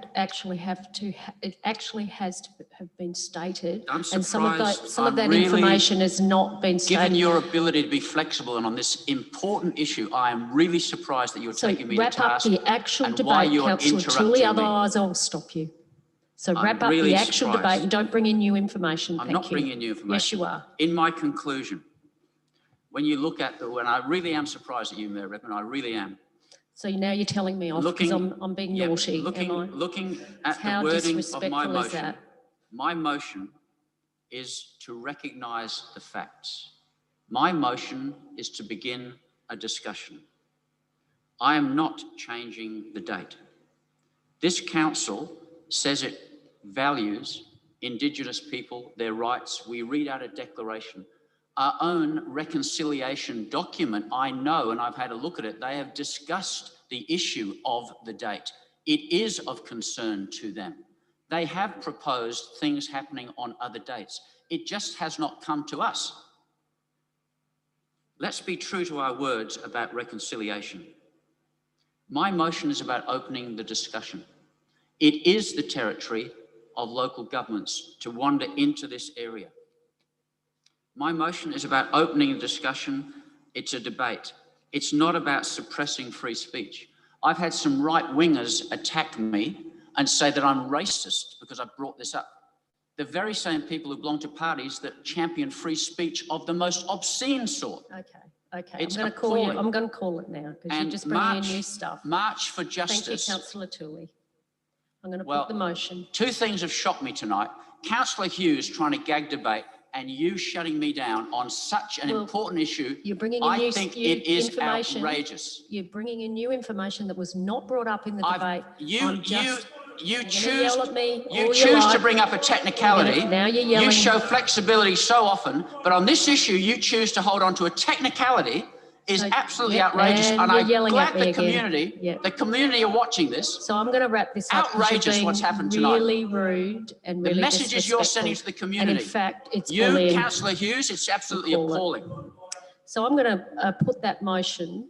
All those in favour of the motion, please raise your hands. All those in favour of the motion, please raise your hands. All those against, please raise your hands. The motion is lost. Councillor Tooley has called a division. All those in favour of the motion, please stand. And I'll call your names out. Councillor Davies, Councillor Vallelonga, Councillor Tooley, Councillor Shanks. All those against are Councillor Kosh, Councillor Goldstone, Councillor Hughes, Councillor Samble. Please don't take photographs. Thank you. You did not ask permission. Thank you very much. You are not part of this meeting. Thank you. All those against, Councillor Samble and Councillor Fraser. The motion is lost. Thank you. Yeah. No. Sam. Okay.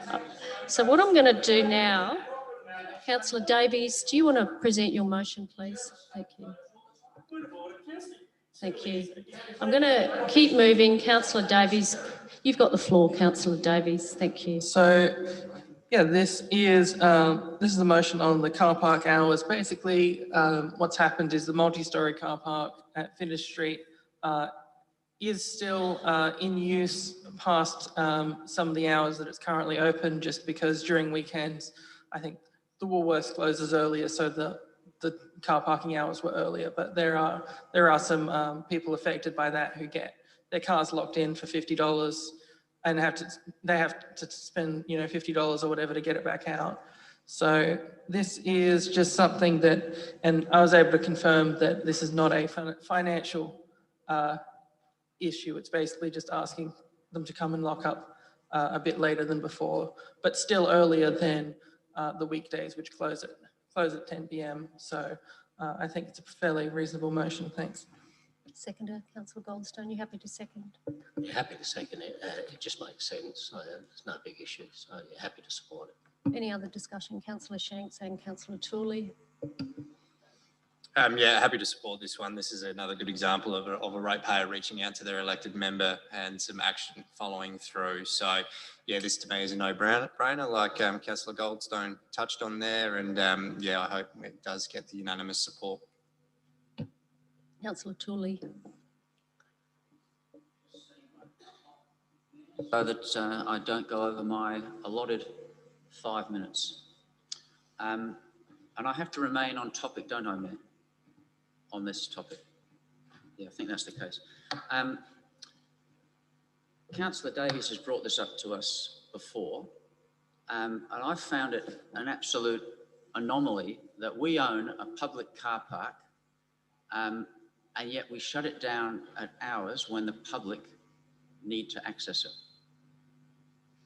I think in that same car park, we decommissioned a toilet, and I don't believe we've even fixed that up again. I think we said, oh, because it got vandalised, that we shut it down.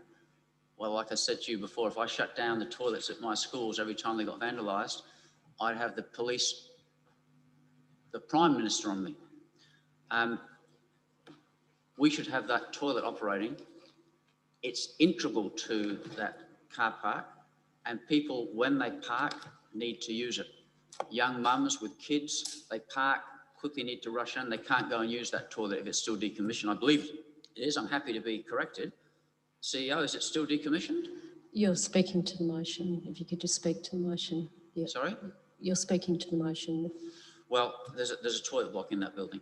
The other thing, as we've heard, the people that, is it called tabletop combat and tabletop warfare? Right. Very popular. It's not something I do, but there is a great number of people that enjoy that facility, and they're usefully engaged in something that stimulates their creativity, and they're not out on the streets causing mischief. There are people that have a genuine interest and they're using that facility and they need to park. They've paid ratepayer money for parking. Businesses have paid money into a fund for parking.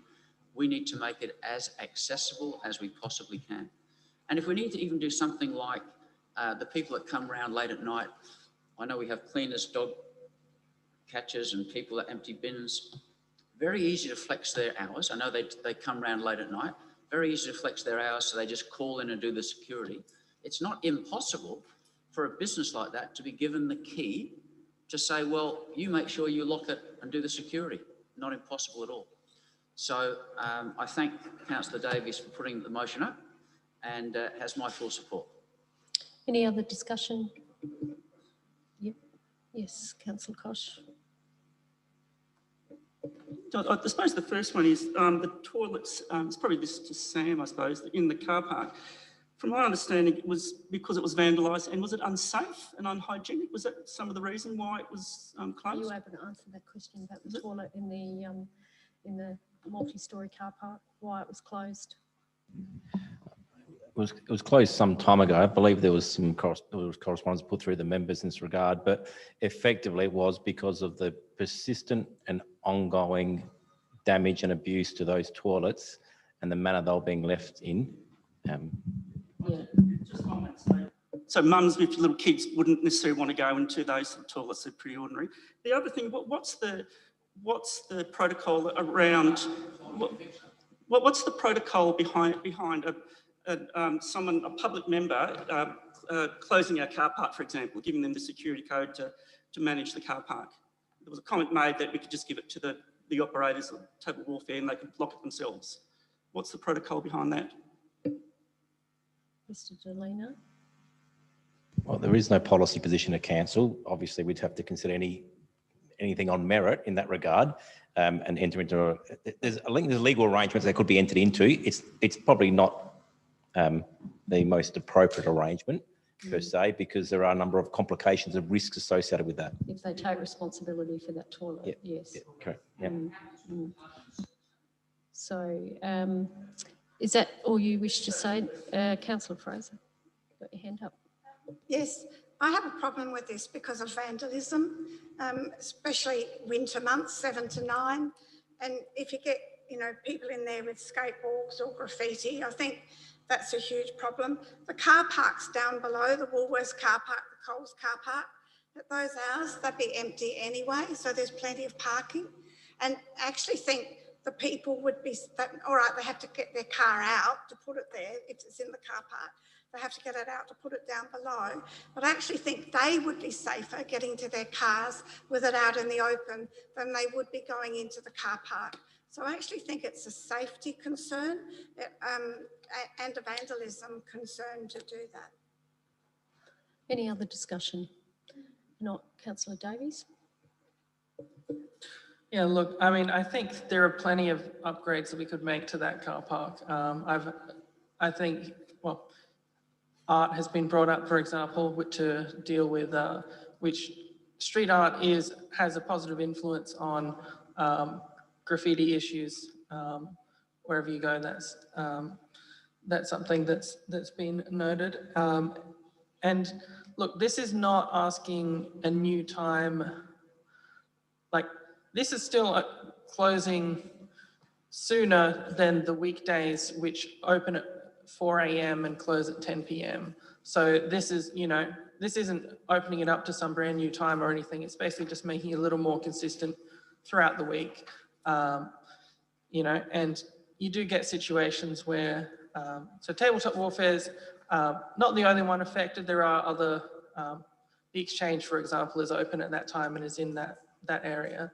But tabletop warfare has an issue with just the way that their games are run. People can be in there for like 4 hours without coming out because they've got timed tournaments, or they're playing, 3-4 hour campaigns and things for Dungeons and Dragons and all of that. So it just leads to a situation where sometimes, they come in at like 3 p.m. and then they're leaving at, 7:30 or something. And in the meantime, the car parking arrangements have shifted around. So I think, look, this is something that is not it's not a financial issue. It's not an issue of vandalism any more than the fact that our car park opens at 4 a.m. Most days and closes at 10 p.m. I think this is just an easy change to make. Thanks. So the debate's closed. I'll put that motion. All those in favour of the motion, please raise your hands.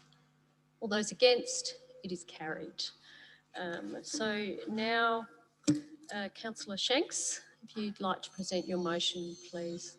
What's that noise? Somebody's phone? Yeah. Okay. We can turn our phones off. That would be, or on silent. That would be really helpful. Thank you.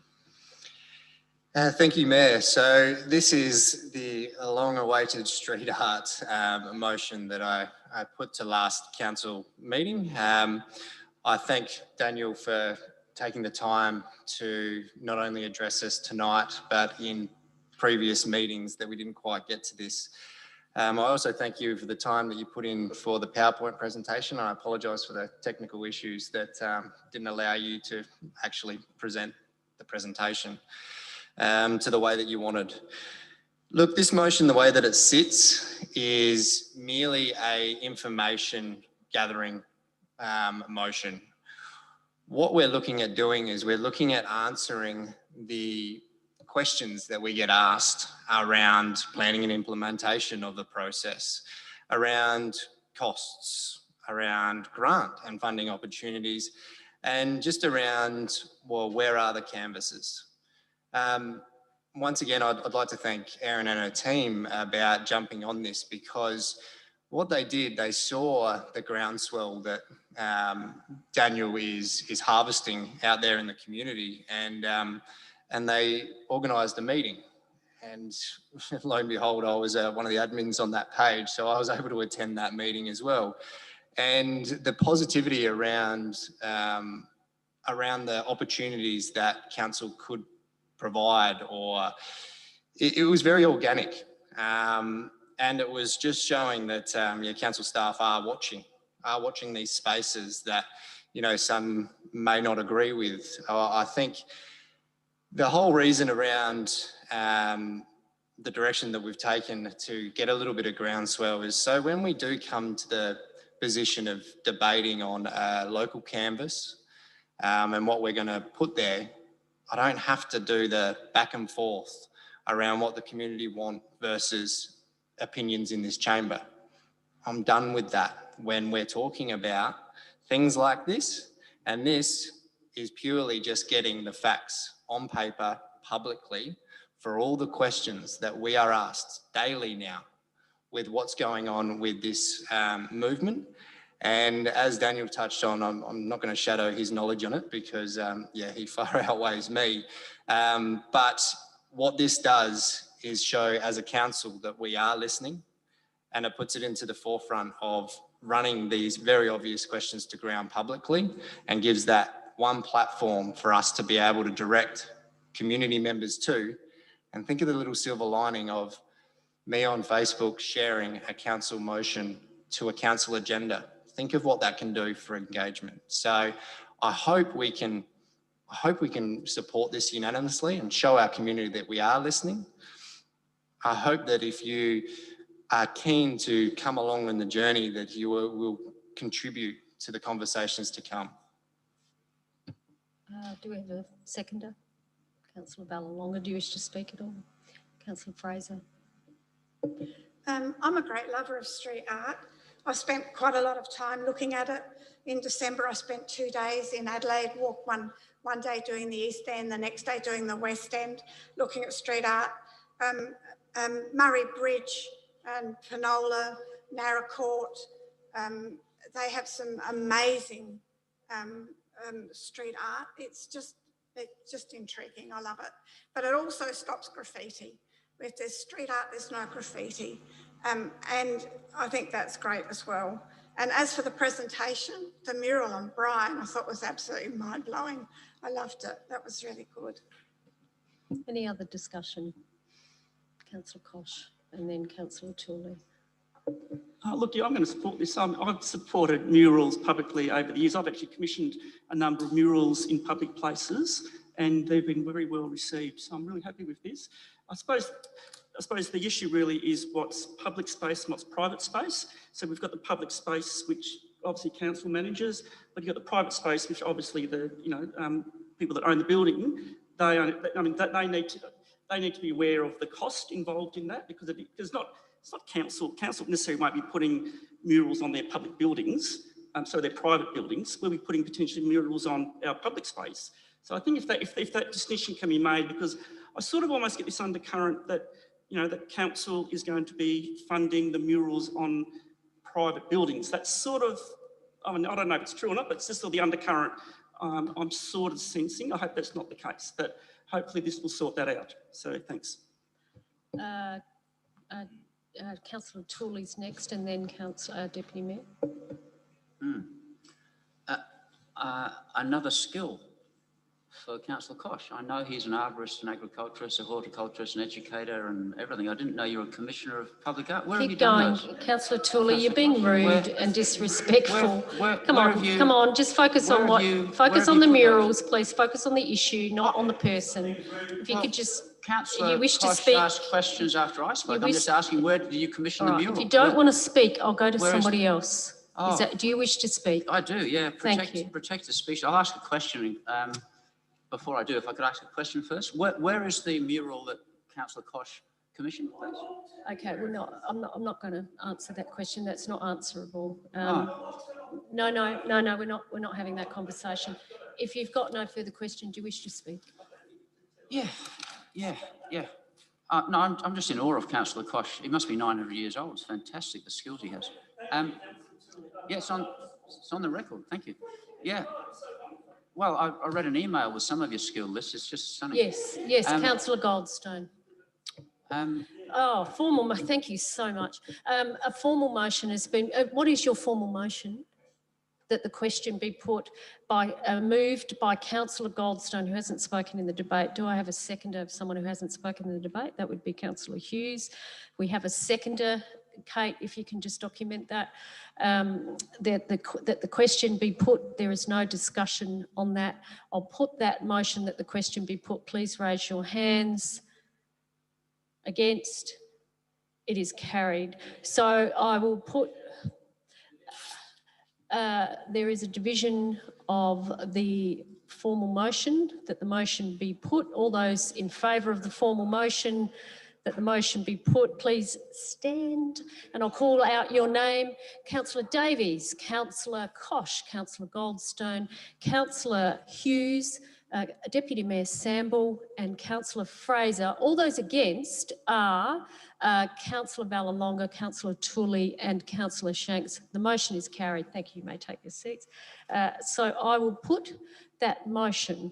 All those in favour of this motion, please raise your hands. It is carried unanimously. There you go. Right, Councillor Shanks, now your next motion. Actually, before we do, I'd just like to have a quick 5-minute break. We've been sitting for quite some time. I apologise, Councillor Shanks, but I think we need a bit of a break.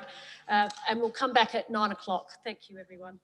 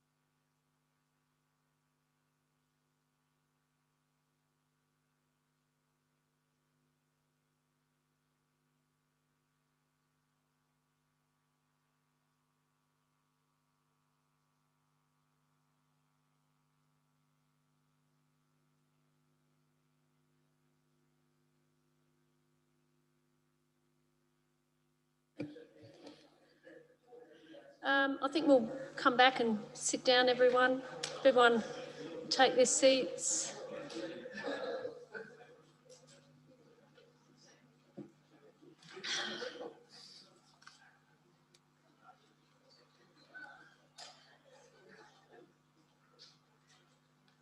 Okay. Right, now where were we up to? We were up to 16.7, weren't we? 75.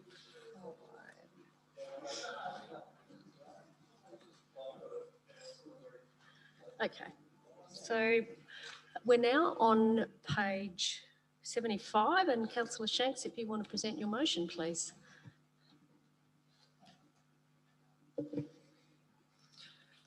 All right. The Walker Place toilets. So this is around making the public aware on what pretty much has transpired. You've all seen the back and forth. You all are not surprised by me saying that, look, we made the wrong decision. Did we make the wrong decision with malice intent? I don't believe so. But what I've been trying to do is trying to apply some logic that my profession and my field allows me to do. Unfortunately, we haven't tapped into the asset that I was trying to be. We were more focused on a motion that Jim Vallelonga tried to move back in September that did have elements around the Walker Place toilets and the Apex toilets. So you've all seen the back and forth. Unfortunately, the gallery hasn't. So I think it's now time that we bring the community up to speed. And a lot like the last motion, it's about putting it all in a public place, being upfront and open, and showing where we sit. So I'm gonna leave it there, yeah, interested in how the debate goes. Do I have a seconder? Councillor Tooley, do you wish to speak? You need to speak now. Okay. I'm supporting this motion. I'm like Councillor, Councillor Koch is looking for a lot of information here, and that information will be helpful, because I don't think we've been given all the correct information in the correct way. Even tonight, there's a motion coming up which tells me things are different to what we were originally told. And I just think there was a lost opportunity. When we made those original decisions, we did not know that this grant for the changing places was in the pipeline. Apparently it was in the pipeline, but we weren't told it was in the pipeline. So we made a decision. I didn't agree with it, but the decision was made that said, well, look, we're going to keep the Apex Park. And regarding the Walker Place, I think it's 94 to demolish, and is it 150 for the Pocket Park or something like that on it. So we end up leaving the wall there with the mosaic, we leave the foundation, and then we tart up the foundation and we call it a pocket park. And the members voted for that, but the administration knew of the .org petition. The administration knew of the strong debate that was trying to keep Walker Place toilets.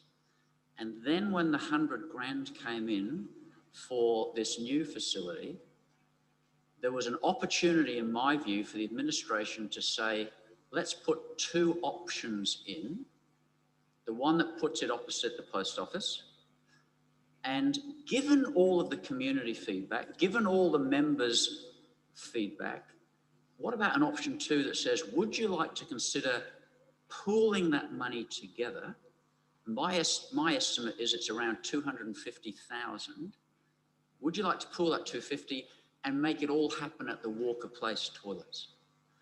Now, I think that would have been the best decision for our admin to honestly lay on the table before us, and I am really disappointed that they did not, because we could have then really debated that, and you never know, we may have won the day on that.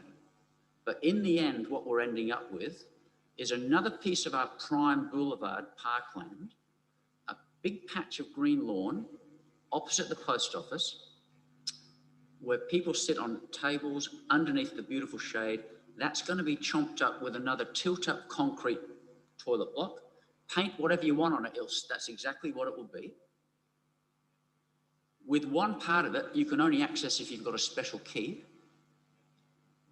Then we're going to come back to Walker Place. We're not revegetating it. We're leaving a concrete facility there and tarting it up. And then we go down and we're going to learn tonight that there's now changes to the Apex Park one.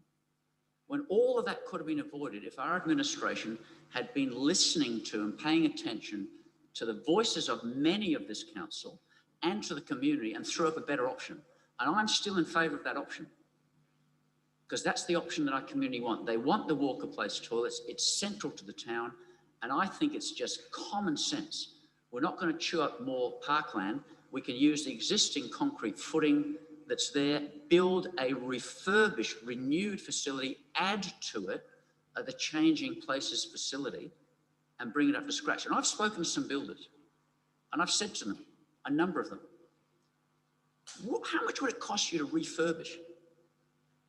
And it's way under what we're told it would cost, way under. People have got experience. You use the walls, you use the floor, you use the plumbing, you gut and you rebuild. Way under the 300,000 that I'm hearing floated around here. So, yes, I totally support Councillor Shank's motion. Any other discussion? If not, Councillor Shanks, you can close the debate. Thank you, Mayor. Like I said previously, this motion is merely just to tell the public how we ended up where we're ending up. We've got nothing to hide. The opinions differ in the chamber. That's what it is. I will just point out the feedback that this petition and the conversations I've had since that petition with ratepayers. And the fact is, although we've ticked a box in 2 toilets, we still haven't quite hit the mark on the locality of it. And now the time is gone. We're now in March and here we are. The way the vote went last year, it was around, unfortunately, we will lose the grant money, so it's either spend it or lose it because we can't extend it. Here we are in March, it was able to be extended to June. Now, I know there's some valid reasons around this, but we need to explain that to the community. Or we need to scrutinise it, whatever it is, we need to be upfront and clear. Because as soon as this all started, and if you don't want to listen to the petition.org, listen to the members of public that came in, business owners that came in. That was nearly as much as what you had in public open forum, in community consultation back in 2016. So we didn't get it right, agree to disagree. We've developed the Walker Place the way we have, which personally I think's a good asset. I enjoyed it there as a young family with my daughter running around, and it was so convenient being able to walk across to the toilet block. The fact we're going to hire some in, it seems ludicrous when we have a facility that everyone wants there. So again, this motion is merely just pointing out to the community how we got to where we got. And if you're all happy with the decision, then you will vote this through because again, you've got nothing to hide. Let's make it obvious to our community. Debate's closed. I'll put that motion. All those in favour of the motion, please raise your hands. All those against? The motion is lost. Councillor Division? Did you call a division? Councillor Tooley called a division. All those in favour, please stand. Call your name out. Names out. Councillor Davies, Councillor Tooley and Councillor Shanks. All those against are Councillor Kosh, Councillor Goldstone, Councillor Hughes, Councillor Samble and Councillor Fraser. The motion is lost. Thank you. Councillor Tooley, you have a motion you'd like to present?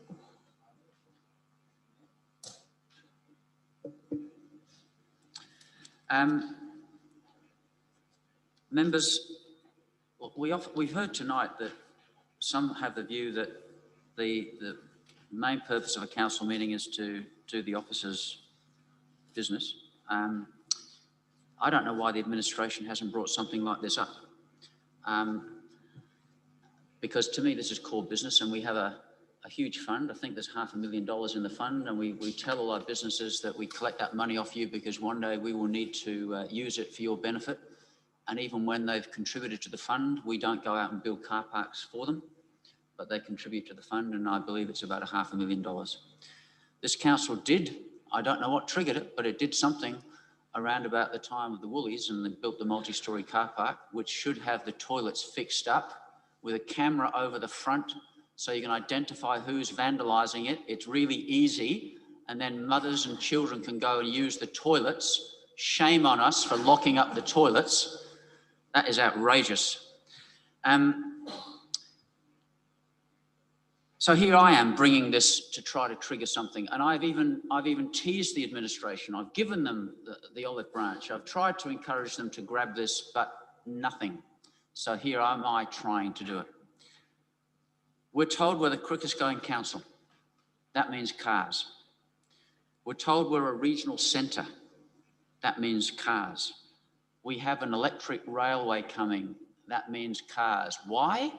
Because people will come from the Light Council, they'll come from the Barossa Council, they'll drive to Gawler to use the train. If you speak to businesses in the main street, they will tell you that that multi-storey car park is clogged. They think it's clogged with employees that work in the town, and they think it's clogged with people who then walk to the train and use the train. So that problem is going to continue to exacerbate. We have pressure on parking. I hope we move to electric vehicles for environmental reasons, but we will still be parking those electric vehicles somewhere.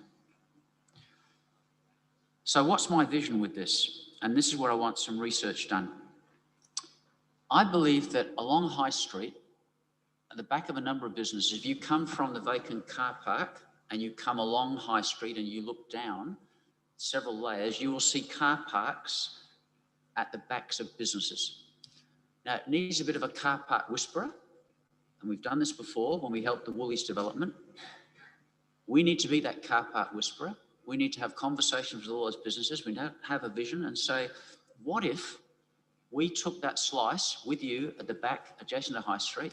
From the ground level up, you've already got, I think, about 3 stories of car park. Then you could come slightly above High Street. Then if we're really creative, you could have something on the top. It could be apartments. It could be a green space on the top. Let that come out of the discussions. Let's have some really funky connections right into the main street where people can very easily access the main street. We'll be ticking so many boxes. We'll be solving parking. We will be really stimulating access for pedestrians to the main street. And it's so close to the main street. So my motion is trying to trigger and get some thinking done and planning done and conversations done so that we can begin this, because I think we should have vision. We should be visionary. We should be planning for the future in the same way that I think we should have a multi-storey park and ride at the Gawler Central. You've heard me talk about it before. This is the big picture stuff. My view, don't waste your money on boundary reform. That's going to be $300,000 down the toilet. Don't do that. Do it on things, artwork, murals, this type of car parking, park and ride, joint council, private ventures. And I'm not saying we do it all, but we are a facilitator. We need to be the one that leads the discussion. We may not end up injecting any money into the construction. That may be totally private. But this is the sort of, I think, visionary stuff, big picture stuff that we should be embracing. I'll be interested to see how people vote. Do I have a seconder? Councillor Shanks, you wish to speak? Yeah, once again, this is a fundamental issue. I'm sure, as all my colleagues in the room would know, parking is an issue. parking is an item that ratepayers often reach out to us about. And you constantly hear businesses complaining about the way the main street works at particular times, et cetera, et cetera. This offers the opportunity to maybe look at another idea. I don't think that this is necessarily the only idea. I think there's some development opportunities maybe behind the NAB as well, but it has a lot of merit. So I'm all for jumping on and investigating and opening the conversation. What it morphs into only will start if we do open the door, and this motion is doing exactly that, and it's requesting a further report. And yeah, we again open the discussion around car parking, where we're asking community to contribute as well. I think in the council member workshop, I'm assuming that's a public workshop. So yeah, there's really no negativity in this, and I'm keen to tease out some of the items. Councillor Koch. I've got a question. Didn't we actually look at this before? Wasn't this a motion before? I thought we actually looked at this. And This is also a budget bid. we actually looked at this before, didn't we? We decided. No. Okay. No. Okay. No. Okay. This. Yeah. Okay. I'll speak against this. Okay. When council took over the old TAFE building, we did a business case, and part of the business case was that we could actually build a multi-storey car park in the car park. I hope everyone remembers that. That's what, that was part of the reason, because there's space there. And you said, okay, we could actually because of the topography, we could actually put a multi-storey car park in there. That's the space we own. So we've actually thought about that, and that was actually in our business case. I don't think we should be spending public money on private investment. I think that's wrong. I think that's really, really wrong, because this is private land. You'd have to buy the land to do what's been described.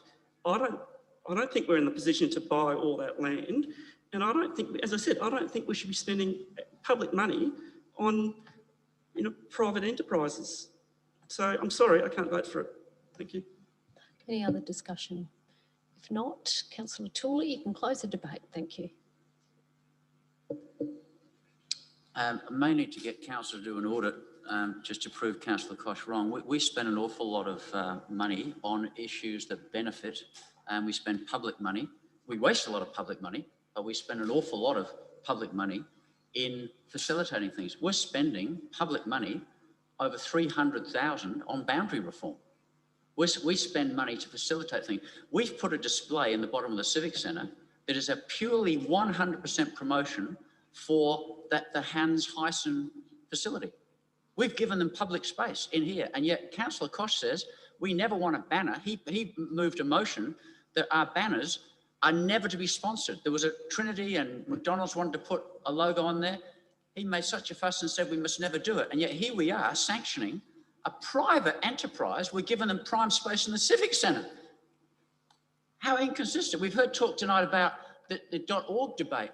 Oh, you can't guarantee. We accepted the one for the boundary reform when people who voted on that survey could have voted multiple times and not given their postcode, and yet Councillor Koch and others totally accepted that as a factual statement in a feedback online petition. How inconsistent are people? When it suits them, they say that rubbish, and when it doesn't, they flip it the other side. It's absolute nonsense. We're not buying land. Whoever said we're buying land? We're not buying land. And we spend public money on good causes as well as many bad causes. This little bit of money, I think we've put 20 grand, which is moderate, is to say that might be the cost of paying for some staff time or possibly a consultant. And my goodness, the millions we spend on consultants. We do that so that we can then work out what is the best way forward. The problem with the TAFE building, and the reason you wouldn't build a multi-storey building on there, is because you've got to get physically across High Street. And the topography, because of our rules about only going to 3 stories, it wouldn't work. However, if you use the existing topography, you're 3 stories before you get to High Street. Plus, because it's on this side of High Street, the connection to the main street is seamless. You don't have to cross a road. This is why this is worth considering. And at the end of the day, and you heard me say it, but Councillor Koch didn't, it can be a private enterprise. It could be a public-private enterprise. We have skin in the game. Our skin in the game is in the multi-storey car park. Why do we have a fund, talk about paying ratepayers money, why do we have a fund of $500,000? We're meant to invest that money on behalf of the people who contributed to it. That is ratepayers' money we're stewards of. This would be something we're spending their money on, not general ratepayers' money. I hope Councillor Koch is listening to that, because sometimes he goes off with these things that are not even words that ever came out of my mouth, and they're not true. So bear that in mind. There's $500,000 that we're meant to invest. So if we came up to a public-private, we could put 500,000 into that. And maybe the owners of those businesses at the back would say, I love that idea. The benefits to my business are immense. I'll give you my land, or I'll let you have my land, but I'll sign this in. You can have my land, but I will want 50 car parks. Who knows? And I see some people smiling and mocking, but this is what the big vision should be. This is what the CEO should be bringing before us. This is what the mayor should be bringing before us, the admin. These sort of big picture items that future-proof our growing town. You tell us we're the growing town, but what you do is you think it's sexier to go for boundary reform. Well, the community doesn't agree. This is the sort of stuff that will solve the problems and be a big tick item. This is what we should be embracing. But I'll tell you now, it won't be a unanimous vote. I know that. Debate's closed. I'll put that motion. All those in favour, please raise your hands. All those against, the motion is lost. Councillor Tooley has called a division. All those in favour, please stand up. Thank you. I'll call out your names. All those in favour are Councillor Davies, Councillor Tooley, Councillor Shanks. All those against are Councillor Koch, Councillor Goldstone, Councillor Hughes, Councillor Deputy Mayor Samble, and Councillor Fraser. The motion is lost. Thank you. Councillor Shanks, you can present your motion. Thank you.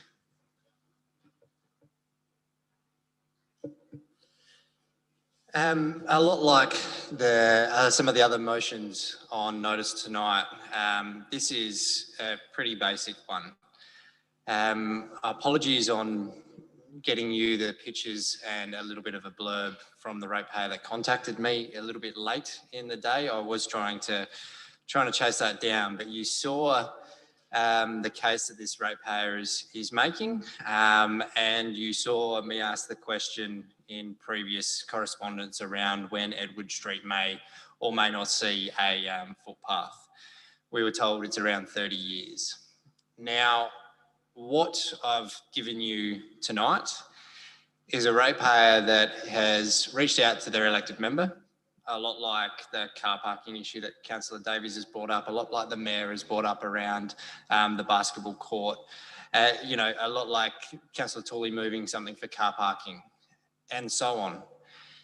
This is exactly that, except even easier. We're going to do this work anyway. We're just talking about elevating it to higher on the priority list.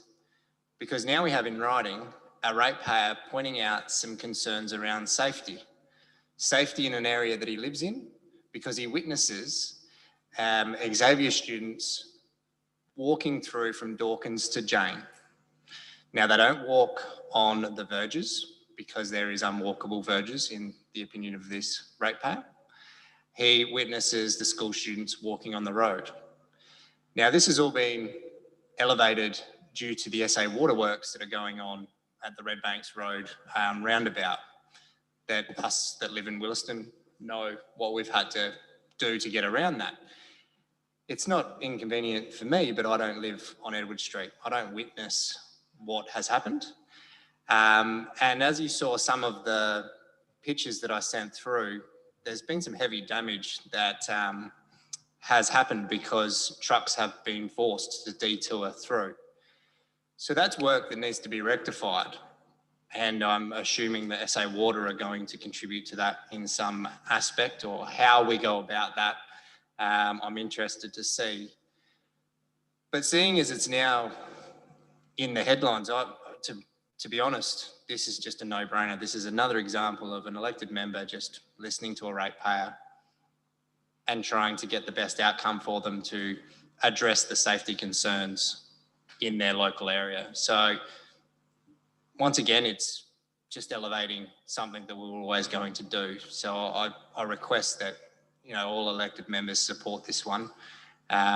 It's an easy one. It's a good look item, and it only promotes more engagement with our community. Do I have a seconder? Councillor Davies, do you wish to speak at all? Any other discussion? Councillor Tooley. Question, I did see your photographs, through you, Mayor. Does Edward Street not have a footpath on either side? No. Wow, okay. Yeah, I'll speak in favour of this. I thought that was the case. I find that very surprising because it's an older part of town.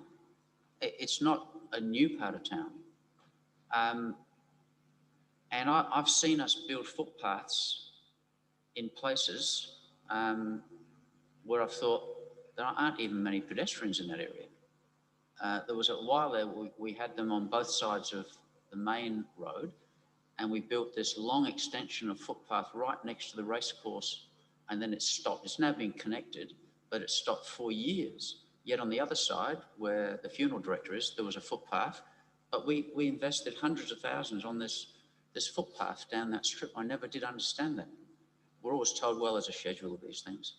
But this highlights the fact that I think our schedules sometimes need to be really looked at, because how can we spend money on places like that when these people haven't got either side?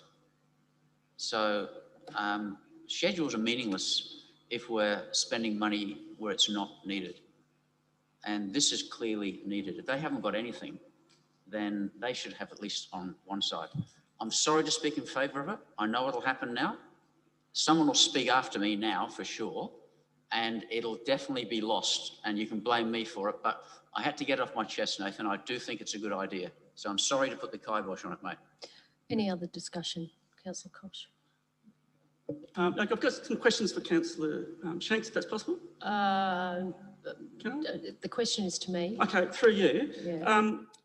I'm looking at this attachment that we received, and it's the schedule, and we've got a number of streets there, and they're in blocks, and they're about $300,000 each. When I look down, I find Edwards over here, so it's on the list.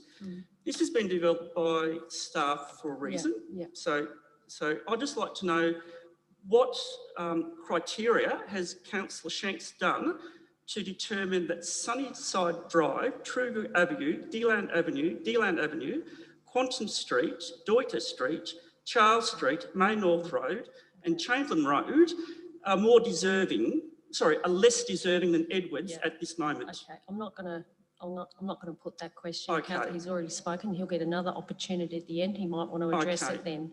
Yeah. Okay. Unfortunately, I have to speak against this because... Yeah, but what I might do is ask Mr. Delena just to very briefly talk about how staff come to this and, you know, the fact that we've got an old town, the fact that we have many areas in Williston where I live, my street doesn't have a footpath either side, you know, and how this list is assessed and the rigour that goes into to ensure that, you know, there's a bit of fairness around the list. Yeah. Thank you, Madam Mayor. There is, I suppose, this exercise was taken a number of years ago to try and provide some basis behind how we actually separate one from another, because we've got a 40-year backlog if we spend $350,000 a year.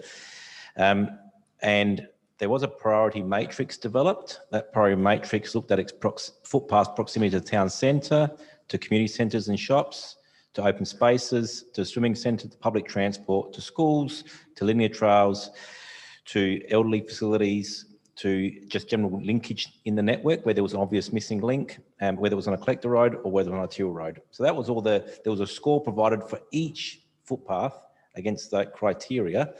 Now, it was obviously subjective to the officer, but there were the officers that were involved, but in effect, there was a significant level of rigour. And that's formed the basis behind how we actually allocate the priority list. So it was basically a score against each segment, and then it's effectively ranked down. So how much would we need to spend to, cut it by half, for example? 30-year backlog, 40-year backlog, we're spending 350 on average. I believe I provided the information to the budget workshop. I think 11 or 12 million rings a bell from memory to complete the backlog. Thank you. Okay, so I think that addresses that. Well, thank you. Look, I'll be voting against this. I understand where Councillor Shanks is coming from. A ratepayer talks to you, you want to do the best thing by them, everything else. But unfortunately, we've got a situation here where quite strict criteria has been implemented by the staff, and we've got you've got the schedule. The schedule is actually very important because it lays out exactly how it's, the order that it's going to go, the blocks, the amount that we're going to spend. And I just get concerned if areas are elevated, because it creates a precedent over other streets that have already been deemed to be, they're the next on the list because of that criteria. And I'm concerned that, councillors haven't gone out to have a look or spoken to all the people in those streets to see why they're not worthy, why they're going to be bumped down the list. I just find it, it's nice to support, ratepayers, but maybe it's also good to explain the process and not just promise something to somebody, because you really need to explain the process, and it needs to be equitable and fair and transparent. So I'm just concerned about that. So unfortunately, I'll have to vote against it. Thank you. Councillor Fraser. I have a question to Mr. Delena. How long ago was this looked at, and how often do we review it? Thank you, Mr. Delena. I'll have to take that question on notice. I don't believe it's certainly been reviewed, or if it is, I'm not across. I'll have to get back to you. Okay, we'll take that on notice. Thank you. Yes, Councillor Fraser. The only thing that I have is that, the students are using it, therefore it becomes dangerous. If it's a while since it's been reviewed, maybe if it was reviewed, they would re-look at it because of the number of students. Also, the time of the day that they go out there to look at it. Do they, when they're reviewing it, do they go out there when the children are coming to and from school, or do they go out in the middle of the day and they see it quiet and nobody's around? So, all those things make a difference. I would probably prefer to defer this and get those answers before I could vote on it personally, but yeah. Okay. Any other discussion? If not, Councillor Shanks, you can close the debate. Thank you. This motion isn't around the processes that we have are flawed. That's not what I'm saying. This motion isn't around if you do one, then another one drops off the list. I'm happy to work through that with staff and with the ratepayers of where that's going to, how that looks like. The bit of street that we're talking about is very minor, and there's some repair works that are going to have to happen. So in answer to the question of have I compared to the other streets that are on the list, I'll hand on heart say no. No, I haven't.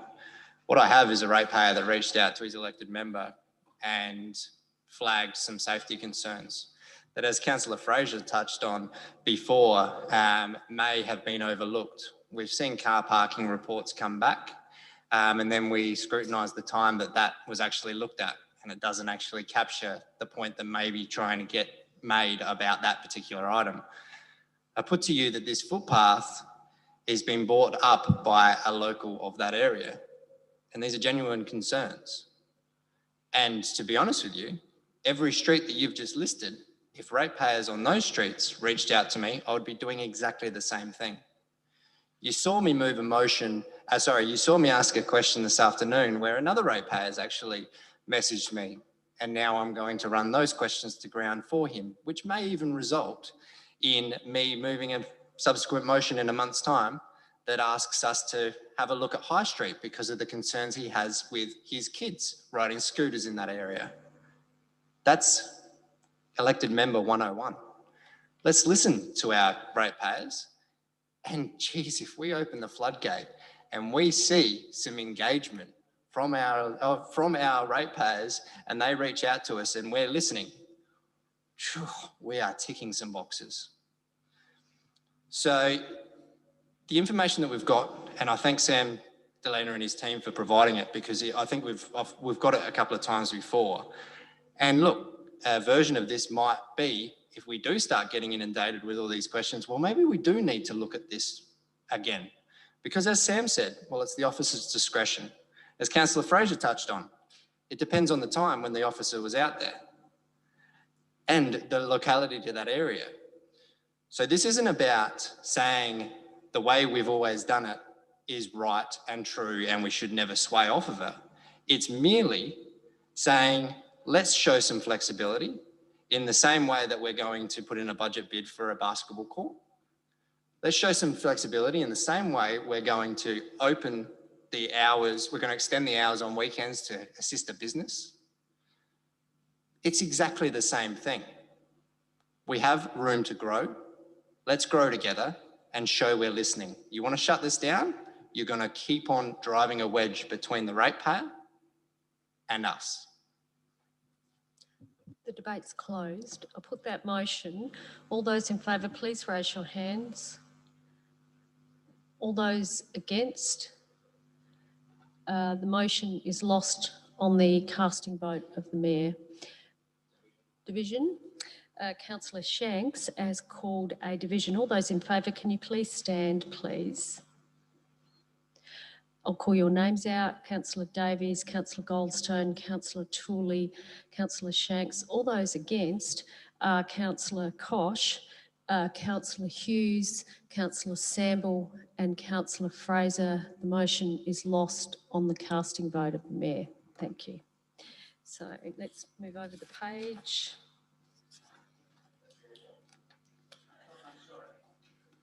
So, Councillor Shanks, you'd like to present your motion, please?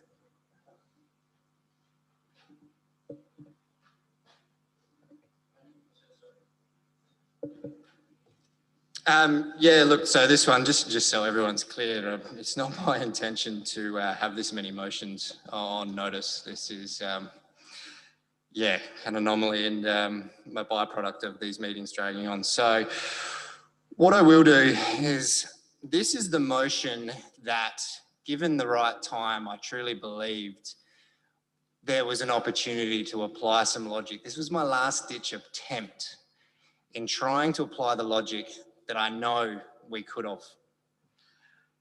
The sad thing is, the reality of the time now, even I am a realist. It's presented tonight, and in all honesty, we've missed the window. As you've all seen, I've been trying to get in this window since November last year. Unfortunately, I wasn't worked with. So here we are at the end of March. If this gets up tonight, just so we're all clear and I'm transparent and I'm completely honest, we're going to put a lot of pressure on staff to duck and weave something that has to be completed in a couple of months. So although my motion is here, and although I will support my motion because the reason I am putting it is sound,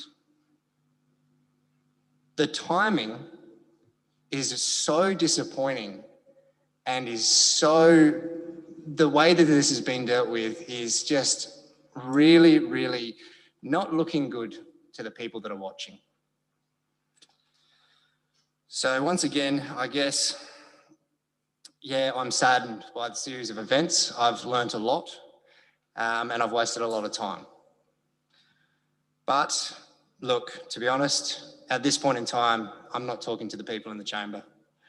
So let's put this and get on with the other items on the agenda and move forward in the wrong direction, in my opinion. But look, there's many different ways forward. Do I have a seconder? Councillor Tooley, do you wish to speak? Yes, I do, Mayor. I think this is a very good motion. I don't think there's any concern when you say, oh, look, maybe, you know, the staff might have to work a bit differently. The reality is you've been trying to push this from the get-go. We saw it with Jim. I totally supported that move.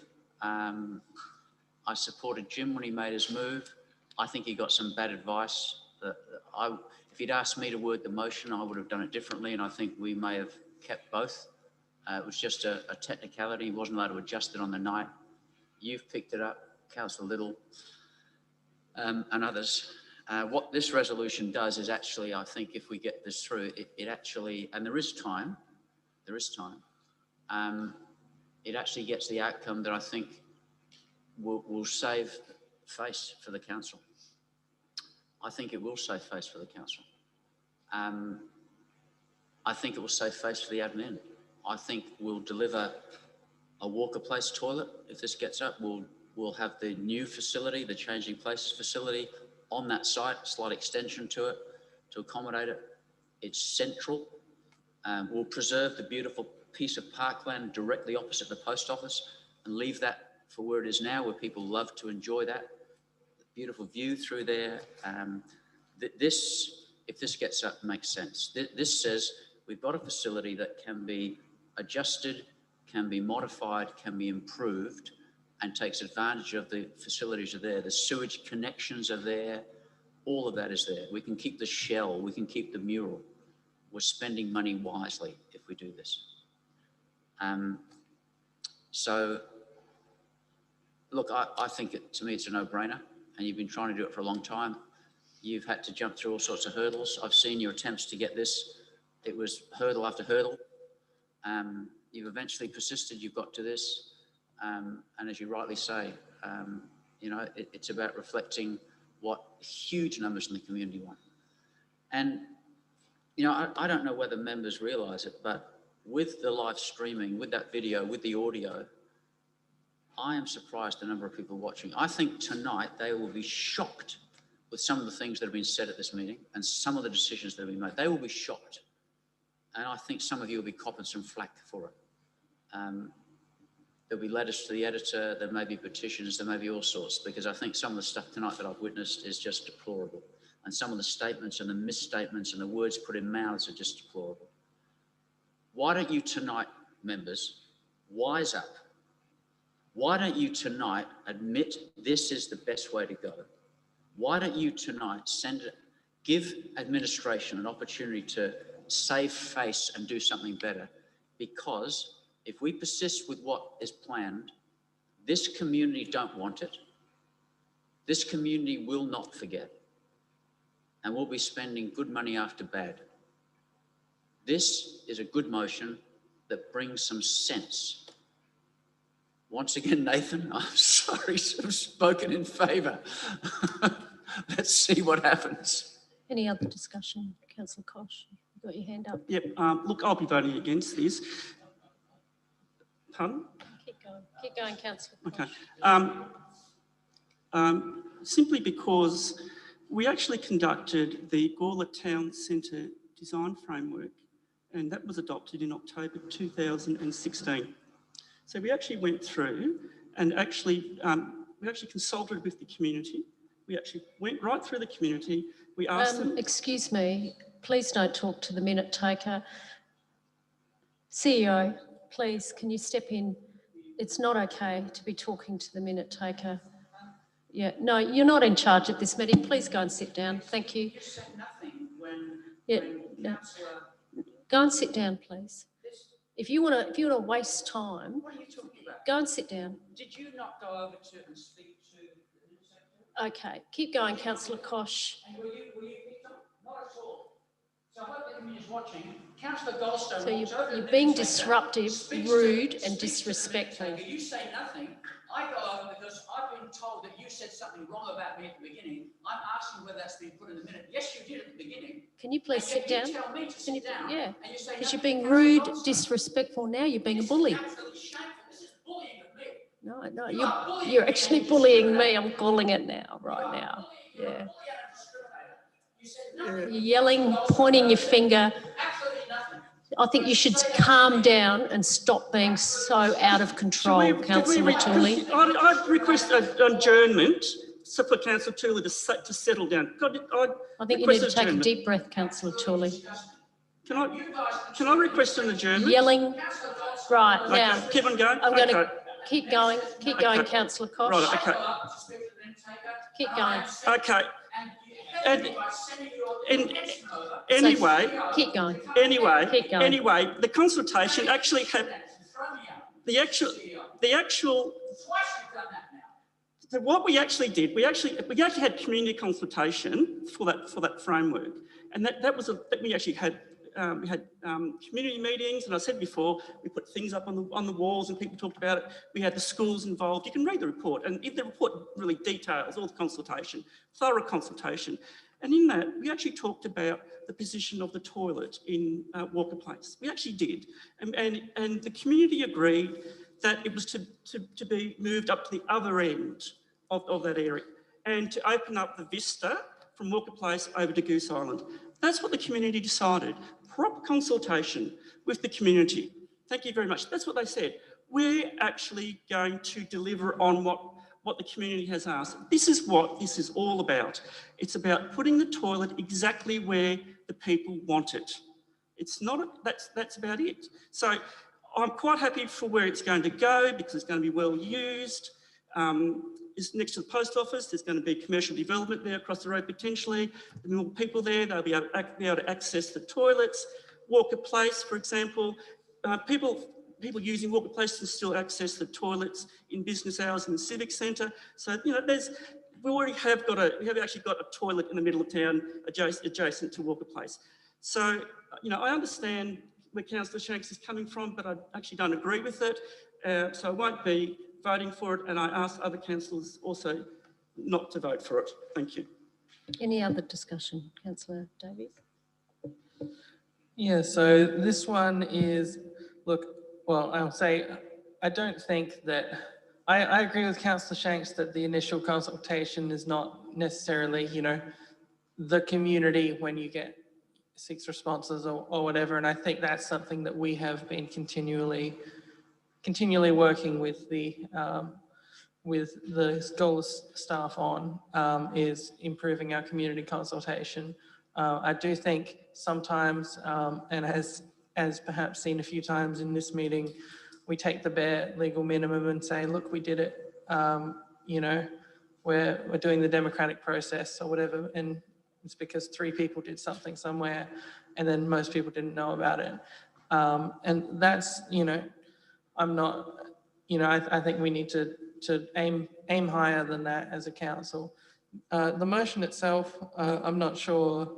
Honestly, it is obviously a few months later than you perhaps would have liked this to go up. So, just on a practical level, I'm not sure of the implications here. So I'm not sure how that will go. But yeah, I do think in the future our consultation, I think, is something that is important to councils, and that I hope we can continue to keep doing better. Any other discussion? Councillor Shanks, you can close the debate. Thank you. So this motion, as I said, is listening to a lot more than 6 people from 2016.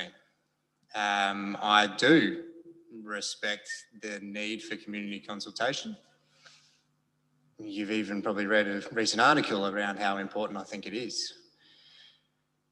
The problem is we're missing the mark. Is it community's fault? Is it our fault? It's our problem. There's been a lot of time wasted. Mine, staff time, even us debating here tonight, in a roundabout way of trying to apply some much needed logic,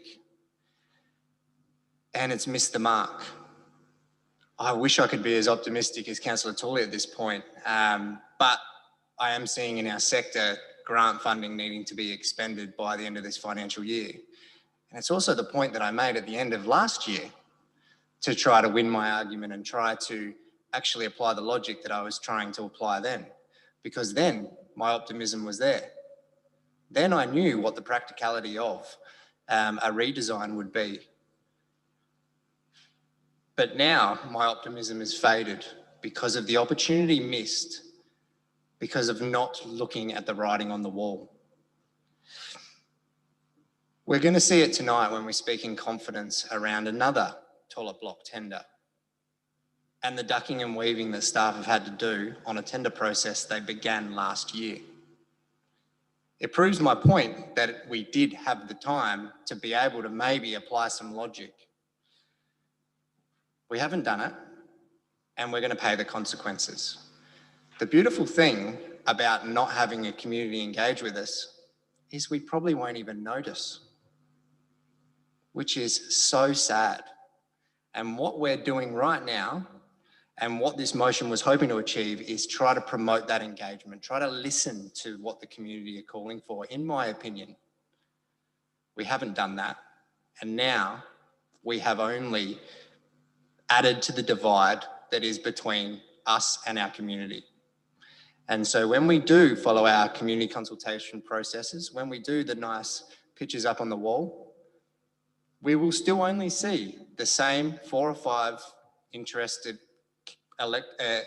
community members who I thank for coming, but it's still not capturing a voice.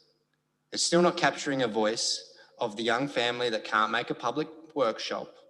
It's not capturing the voice of someone that doesn't follow council closely. And it's not the ratepayers' fault. We need to figure out how to solve that problem. And we will solve so much negative feedback if we just start listening. As you know, November is when I started this. Here we are in March. This is the one that I know is not going to get up, but look, I'm on record trying to apply the logic. The debate's closed. All those in favour of the motion, please raise your hands. All those against, the motion is lost. Councillor Tooley has called a division. All those in favour of the motion, please stand and I'll call your names out. Councillor Tooley, Councillor Shanks, all those against, Councillor Davies, Councillor Kosh, Councillor Goldstone, Councillor Hughes, Deputy Mayor Sample and Councillor Fraser. The motion is lost. Thank you. That concludes our notice of motions. Now we're going to go back. Now, Councillor Fraser, I believe you wanted to prioritise. We're running out of time, so I'd like to bring 11.2, 11.3, 11.5, 11.6, 11.9 and 18.1 forward, please. Do I have a seconder to that motion? Councillor Hughes. Any discussion? Councillor Tooley. Why has Councillor Fraser selected those ones? I think it was on the recommendation of the CEO. Is that correct? Yes. So the CEO has asked you to do that on his behalf? No. Councillor Fraser asked herself. She raised that question and now she's putting a motion. How did she get to ask the question of the CEO? I didn't see that. How did that happen? Well, she asked the question and now she's putting a motion. But when did she ask the question of the CEO? Well, I'll tell you why. I've actually got this. I'll tell you why it matters is because are you speaking against? Are you speaking against the motion? I'm being singled out because I go and speak to the secretary when Councillor Goldstone does it. Now there's notes being Councillor Fraser where you're being has asked to do moved things. a motion. Are you speaking against the motion? Yeah, I am. Okay. Yeah. Go for it. Let me just put the clock on. Yeah. So I am speaking against the motion because I'm sick of the inconsistencies. I feel bullied tonight. I went to speak to the minute taker because I got an email from a member in the gallery that said the mayor said something offensive about me at the beginning of the meeting that wasn't true. That said, somebody emailed you in the gallery. Yes, they did during the meeting. That said that the mayor said at the beginning of the meeting, which he's never done for anybody else, Councillor Tooley has not even sent an apology. He is absent without an apology. I've seen members of this council arrive late and the mayor has said nothing, but the mayor singles me out to have it put on the record that I am missing without an apology. She has never done that before. I go to ask the Okay, are minute you taker talking whether to the that's been motion or are noted. you just attacking and because abusing I'm- me? Okay. Well, you'll be able to see it in the video record. No, you can't. You'll be able to So see it in the video I'm record, going and to you've never stop you done that for now anybody else. because you're just And I'm speaking abusing against me. this motion for the same Yeah, reason. and that's I am bullying. sick of the inconsistencies. I'm sick of being Okay. treated differently. I'm sick of notes being Any other put between discussion? people. Because And I'm sick of Councillor you're now Goldstone being not allowed, making but a I'm lot not of allowed. sense. Because you're inconsistent, abusing. you Yeah. discriminate against Yeah. me, and you're bullying me, It's Mayor. just consistent. And I'm not going to vote for this because Consistent. proper process has not been followed. There's some communication that's happened that singled those out. I asked the question No why. conspiracy. I And you think said the that's- CEO I think had that's asked not correct. that they be brought So forward, any other which means there must discussion? have been some communication Is there to any other Councillor Fraser, discussion? which is not proper process, and you've sanctioned Thank that you. process. And And I'm it's going to stop incorrect. you now because you really are being very rude. Okay. Okay, so any other discussion on this particular matter? If not, I'll have a mover and a second. Councillor Fraser, are you happy to put that motion? I'll put that motion. All those in favour, please raise your hands. All those against, it is carried. Councillor Tooley has called a division. All those in favour, please stand, and I'll call your names out. All those in favour, please stand.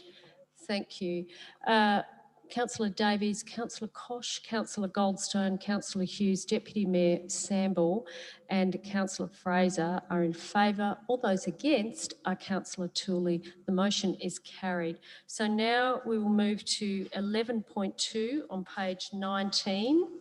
If you'd like to make your way to that. And we have a noting and endorse for public consultation. You happy to move that way, Councillor Davies?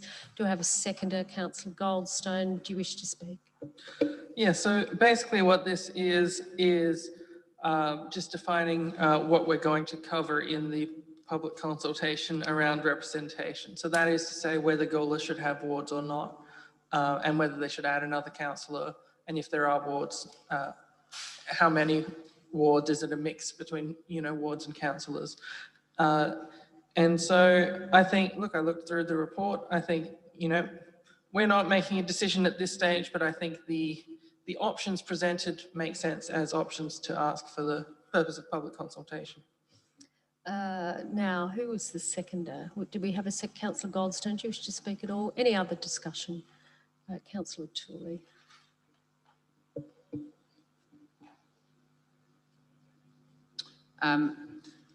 It's actually more than what has just been said. If you look at the report is talking about whether we'll have the area councillors or wards. It's talking about whether we'll have 10 or 11. And the thing that really caught my attention was it very quickly glazed over another possibility, and that is that you don't have a mayor, but you have a chair.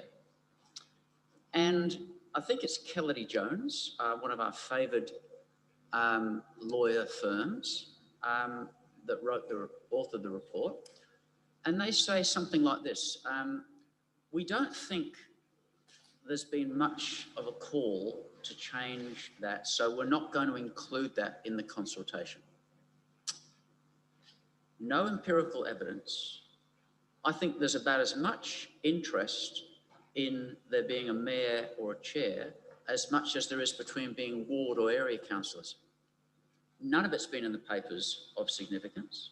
There's been a bit of debate about the number of councillors, but somehow that's quarantined. Now, I would have thought, and we spent many thousands of dollars on our favoured lawyers, Kelledy Jones. I would have thought a proper approach to this would have been, if we're going to test the waters with the community, do you want area councillors? Do you want ward councillors? Do you want 10 councillors? Do you want 11 councillors? Why not throw in the next question, do you want a mayor or a chair? It's in the legislation, it's legitimate. Wouldn't it have been nice if the community came back and said overwhelmingly, we love having a mayor in our town. But you know, if we endorse this, we'll never know. Why aren't we wanting to do that? Are we afraid to ask whether we want a mayor or a chair for the council meeting? Are we afraid to ask that? Are we afraid that the answer might be surprising? They want a chair instead of a mayor. Now, I'll tell you why that could be beneficial. And Councillor Koch, often backed by Councillor Hughes, talks about being fiscally conservative, talks about saving money. Councillor Fraser has done the same thing. If you remember, we weren't allowed to have $10 a month for IT when our CEO has a massive amount of IT and other travel support on top of his 280,000, but we, on a mere 19,000, are not allowed to have $10 a month to cover our printers or paper. And Councillor Koch and others talk about we must be fiscally conservative. Well, think about this. If our town, in giving us feedback, were to say, you know what, I actually don't mind a mayor or a chair, but I've realised that if you don't have a mayor, you save $70,000 a year. And after all, the role is simply chairing a meeting and going to a few things. And do you remember we operated without a deputy mayor for quite a while? And when the mayor couldn't go, we had a rotation. We had the chair of the IES, the chair of the CCS going and representing. We're now having Councillor Koch. He's going to go down to the President's meeting and have a lovely lunch and represent the council down there. So that model, fiscally conservative people, I hope you're listening, that model can work very effectively. You can elect a chair for the meeting who has to operate by the rules. And then for all the invites that come along, we can have any number of the councillors. How fair would that be? We could all get a chance to go to the meetings, and all of us could do a members report and tell us about which things we opened, which things we spoke at. How democratically even that would be, but look at the saving. So I think Councillor Koch and Fraser, you have to support me in this. On that basis alone, you would be saving $70,000 a year.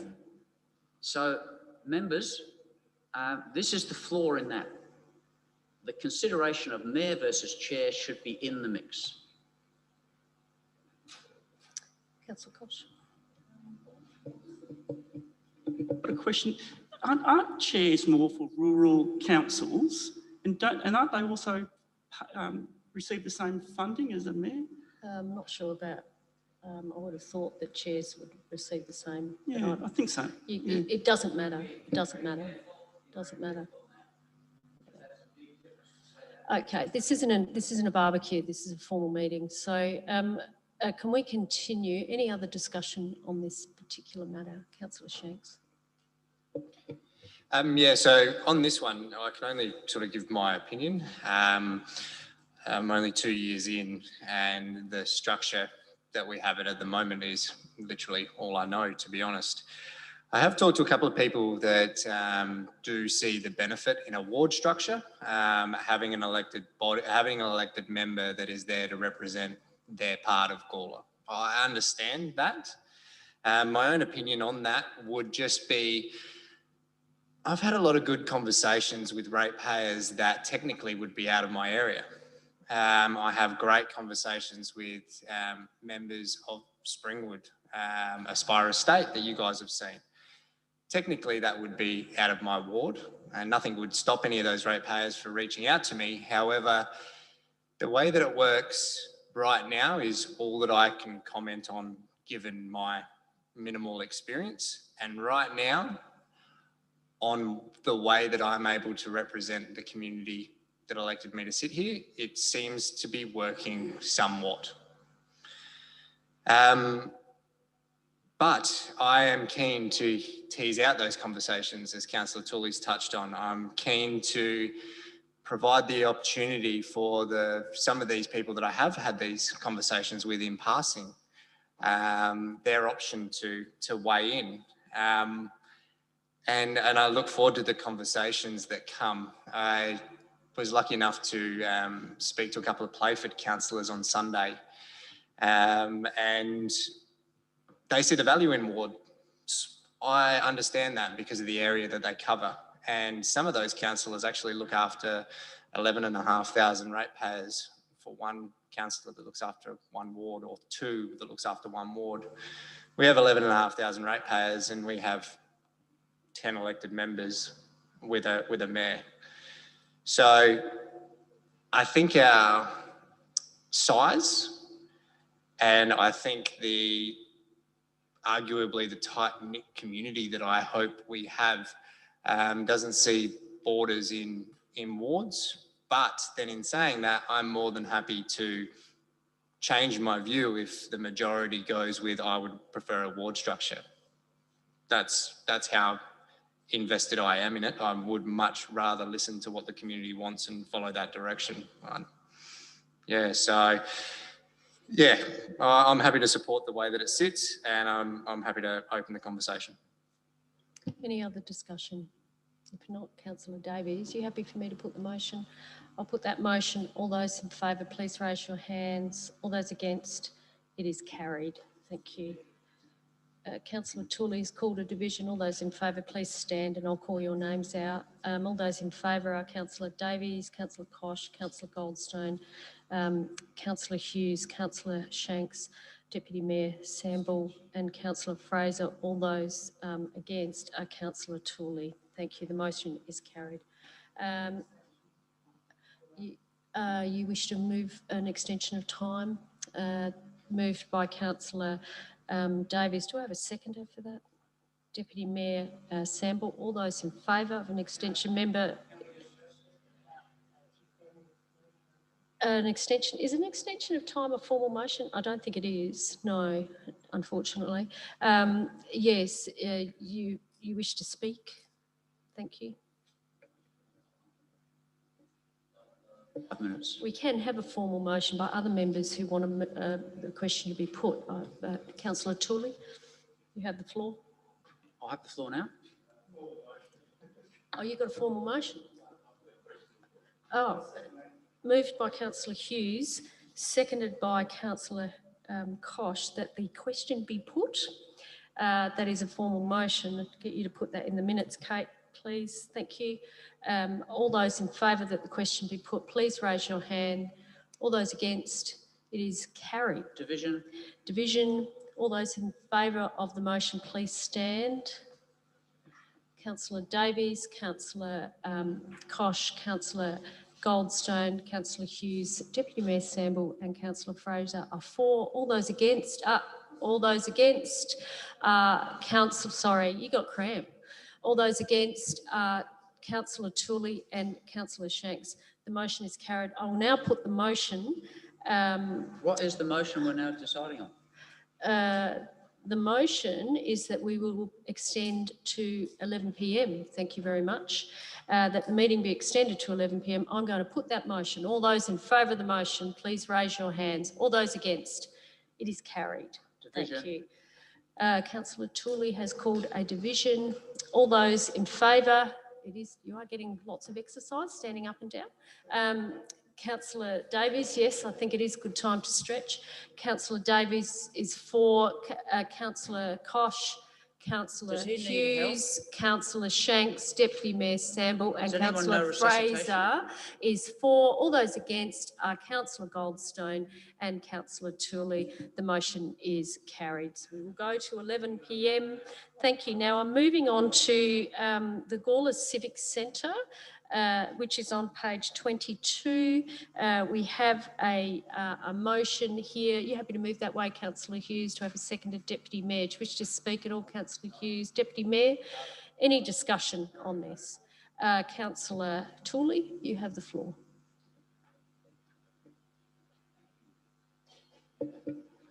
Look, I have a bit of a concern. Last time when this came before us, we talked about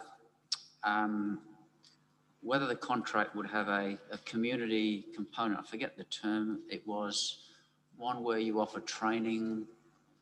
What was the name of that? Community benefit, Yeah, there was a benefit. There was a, social enterprise. that's it, social enterprise. And I asked some questions about that because I didn't think the wording was perhaps clear. And I thought we were given assurances that, yes, that component would not be lost. It was certainly when we got the Civic Centre and we got money for the Civic Centre on the basis of a number of things. One was including the Social Enterprise Cafe.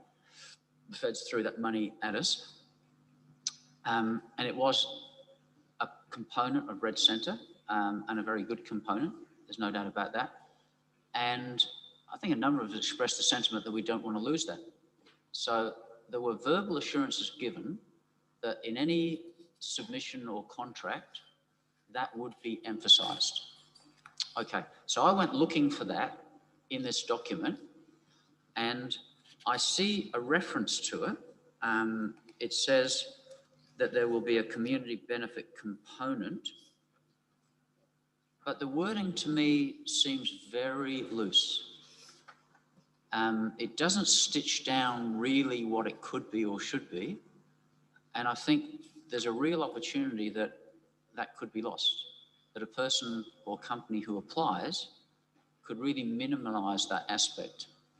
And the other aspects about catering, running a normal cafe could win the day, but they might end up with an easy out where we don't get that community benefit component. So I can't support this in this form. If the contract and the wording is to be tighter, if that's really what we want, and we did say that at our previous discussions, workshops and the like, we did say that we valued that, then I think we need to redo this wording and this contract, and we need to make it tighter so that that is a significant component, and we minimise the chance that any operator could minimise it or not do it at all. And I think if that were to happen, that would be a disadvantage from what we've always said was an important component of the cafe. Again, I remember Councillor Koch, when he misheard and misrepresented some of the criticisms of why the cafe wasn't running and turned it into, tried to turn it into an attack on the Indigenous people, which it never was. He did say very carefully and passionately that he believed in that community component. And so I would hope that he would speak in favour of what I'm saying and add his voice that that area needs to be tighter so that we do get that community benefit where we can nurture and grow young people and bring them on as a component of running a cafe business. Any other discussion? If not, Councillor Shanks. Yeah, I've sort of got an alternate view to that one. The way that the motion sits, I think, is sound on us being able to tease out. I do note the key objectives for the cafe and what Councillor Tooley touched on around the community benefit. I sort of look at it a bit differently around we've left the wording like that strategically to be able to tease out multiple options. I mean, correct me if I'm wrong, but I guess the fear that you've flagged, I would say we need to look at as a council when we do start seeing the interest. And I think putting this out as the motion, the way that it sits, does engage that interest, and it does allow those very positive conversations that we did have at that workshop, which I completely agree, to potentially grow. And look, if I'm wrong, I think we still have time to tighten it up depending on what we get back from what this motion potentially could net, in my opinion. But yeah, look, I'll be supporting it as it sits, and yeah, look forward to teasing out those ideas, and hopefully they do parallel some of the constructive conversations that we did have. Any other discussion? Not Councillor Hughes. You happy for me to put the motion? I'm going to put the motion. All those in favour, please raise your hands. All those against, it is carried. Thank you.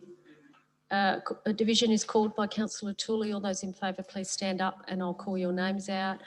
Councillor Davies, Councillor Kosh, Councillor Goldstone, Councillor Hughes, Councillor Shanks, Deputy Mayor Samble and Councillor Fraser are in favour. All those against are Councillor Tooley. The motion is carried. Thank you. And we'll move on to 0.5.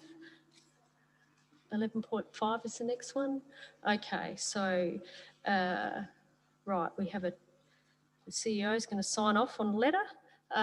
Councillor Hughes, you happy to move that motion? Do you wish to speak at all? Do I have a seconder? Hey?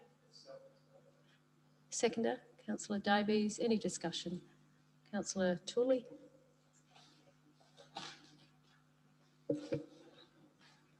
I thank Tim Kelly for putting this together. As I understand it, what we're doing is writing to the federal government. I think that there's a link in this to a motion that's going to ALGA. Is that right, Mayor? Is that allied to this? I think it's in a later matter tonight. Yeah, it is the 11.6. I think it's in 11.6. Is the ALGA motion related to this item? Yes, I believe it is. It is? It's calling, it's on page 31, but we'll deal with that when we get to it. So it is the same, isn't it? Well, I'd rather deal with this and then we can deal with the next matter and we can talk about it. Okay, then. well, I'll assume it is. I want to be factually correct because I think that's what I understand is that motion coming up is about taking this even further than just writing to the Clean Energy Regulator.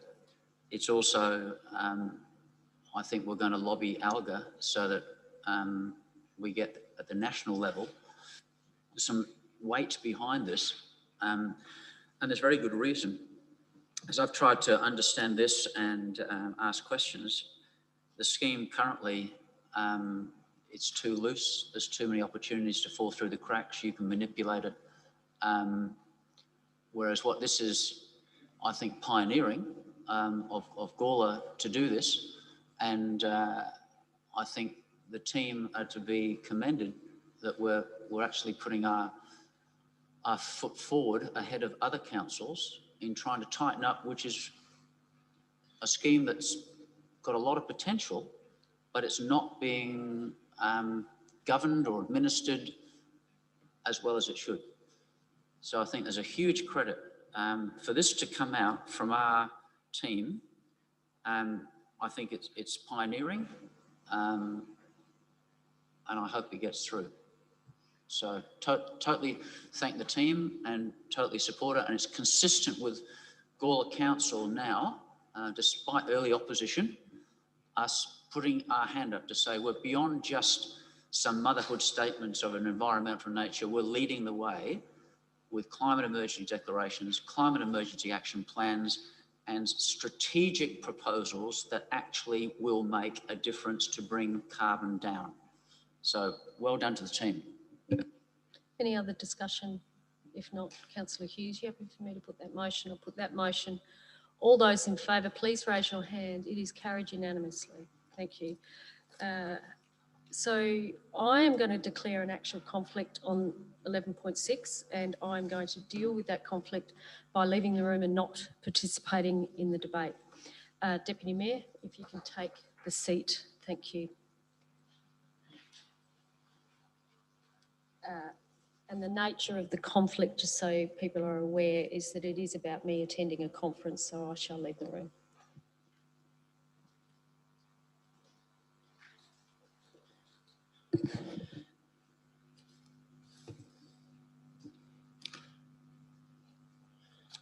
Thank you, councillors. Now, item number 11.6. The officer's recommendation is listed there. Have we got somebody to so move that motion? Moved by Councillor Fraser, seconded by Councillor Hughes. Councillor Fraser, you wish to say anything? Yes, just quickly. This is something that normally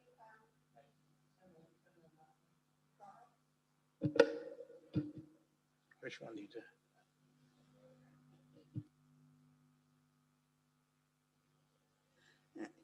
In the past, when the Mayor and the CEO have attended these, I don't think they went last year, but previously, they've achieved a lot in the time that they've been there. So I think it's really good.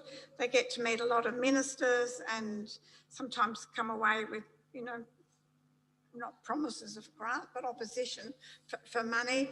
And yeah, I just think that's really good for them to be going, and what they want to talk about this time is really important as well. Councillor Hughes, have you got anything we'd like to say, sir? Thank you. Yeah, it's very similar to the last motion. Yeah, and again, I think it's very important for us to continue our work with renewables. So this sort of follows on, and I think there was a speaker who actually spoke on this as well last time, so this sort of covers off on that. So that's good. Thank you. Councillor Turley.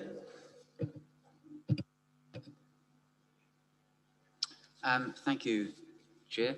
I'm going to speak against this motion for a couple of reasons. I totally support the motion.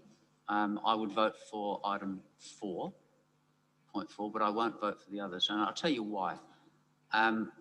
The reason the Mayor and the CEO didn't go last year was obviously COVID. In the years before, I have been concerned about the amount of money spent. And I asked the LGA for advice on how many councils go to the ALGA. And you may assume that most councils go. And the reality is the majority do not go. The figure I was given was around 35% of South Australian councils are represented at the ALGA. And so I then asked some other mayors, why don't you go? And they said, well, it's a lot of money and we don't always see the benefit. Our mayor and our CEO always go. And this one will cost us nearly $6,000. The other thing, it's often said, oh, you know what? They're going to meet with ministers and they're going to meet with heads of departments. Some of that is true. The ministers don't always hang around at those meetings for that. You might be able to book a time to see them. But the other thing that is assumed is that those meetings bear fruit. And they will tell you that they do. But there is absolutely no empirical evidence whatsoever that our CEO and our mayor meeting with a minister has ever led to them winning the day. And as we've seen with sports rorts and everything else, the feds have got their agenda with how they roll out their money, and it's very often driven by political issues and votes and etc.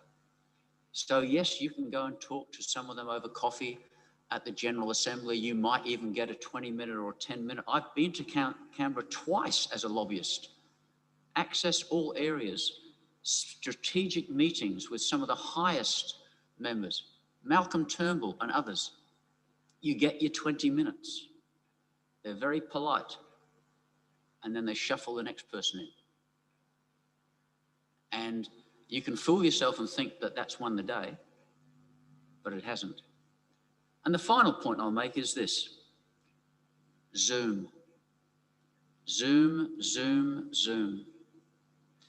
That ALGA will have Zoom facilities like we have now. Our mayor and our CEO could be here with a darn good latte and some snacks in an office, and they could be Zooming in to the General Assembly. They could Zoom in to any of the breakout meetings.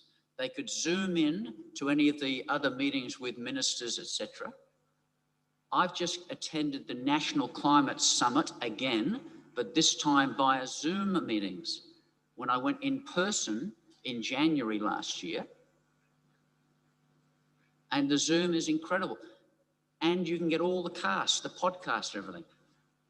I think our mayor and our CEO should be actually leading the way and saying we're going to save $6,000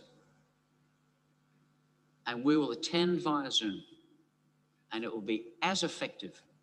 And via Zoom, we can speak to our motion.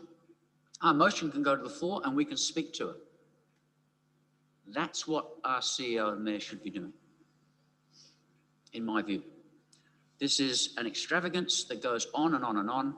And as I said, nowhere near the majority of South Australian councils will attend the ALGA because questions over cost and benefit. Thank you, Councillor Tully. I believe you're very unfair with some of the comments that you did make there. I mean, you know, in the last 12 months, the amount of grants that the staff have worked so very, very hard to get, I believe that we've really, you know, benefited from all that. And as being a previous mayor and going to these occasions and that sort of stuff, well, I can tell you that we just didn't go around and go to the movies or go on the lake, man-made lake or whatever it may be. We did take as much time as we could to be able to be part of and to make sure that the politicians know who we are and where we are. And, you know, when we don't really have a very active federal politician here in our immediate area, I think it's most important that the CEO and the mayor definitely go do the lobbying, and also for us as councils to be able to say, well, listen, while you're in there, can you have a chat about this or whatever it may be, whether it's climate control or whatever, whether it's another couple of block of toilets in the town or whatever. We need to make sure that the people that are in the power, that are handing out the money and that sort of thing, know where Gawler is.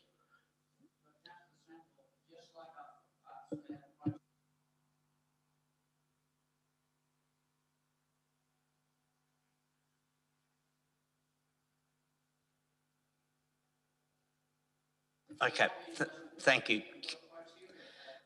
Councillor Kosh.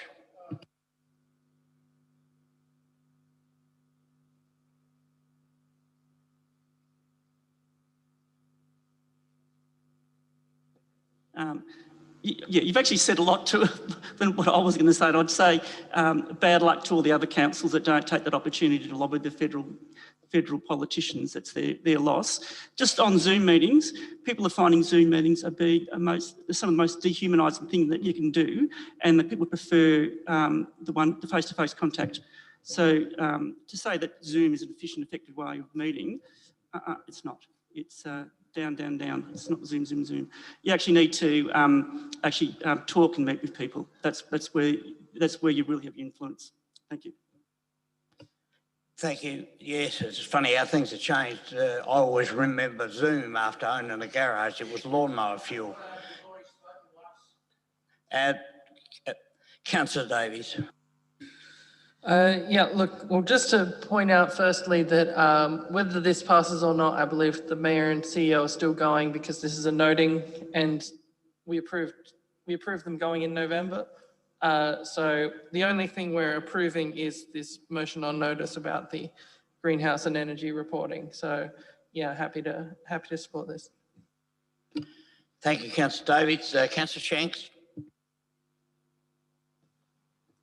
Yeah, look, I remain optimistic. I see the value of in-person meetings. To be honest, I get a lot done in some of those in-person meetings with consultants here locally.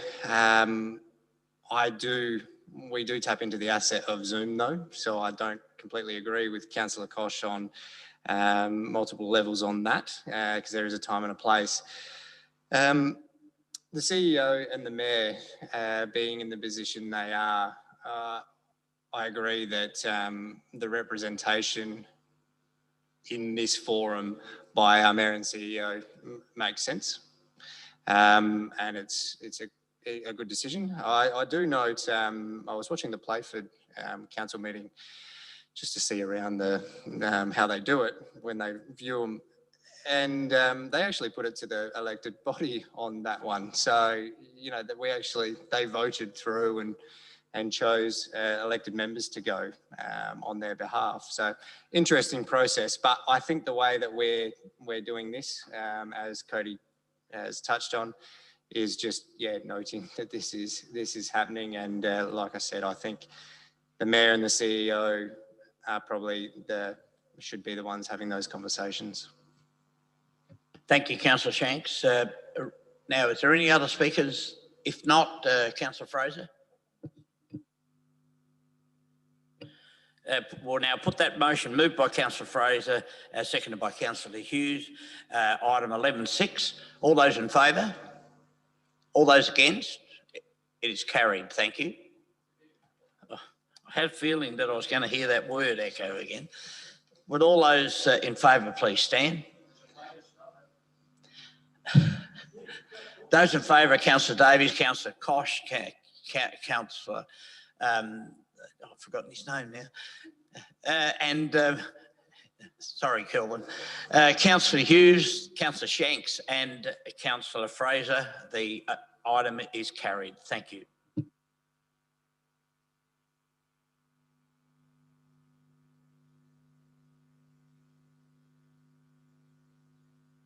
Those against was Councillor Tooley.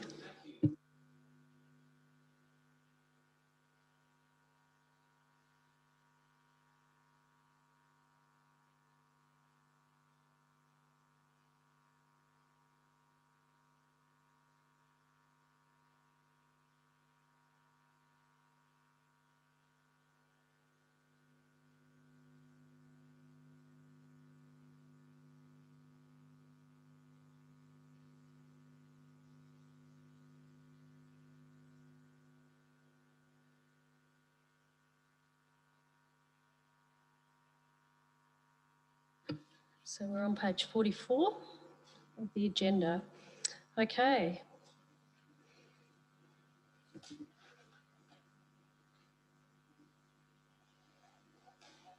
You happy to move that motion, Councillor Fraser? Do I have a seconder?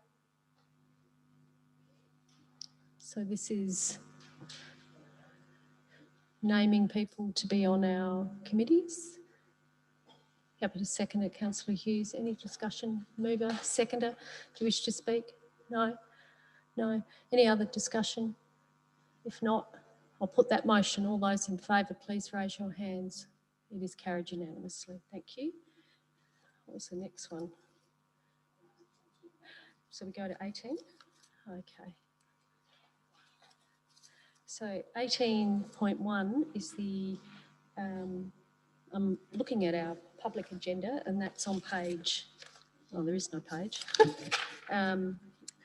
It's on 7980 of our agenda and there is a recommendation to go into confidence to discuss this matter. We're on page, well, there's no page number, Councillor Tooley, on my public agenda, but if you add it up, it's page 80. I'm also on page 5 of our confidential agenda, so you've got a choice.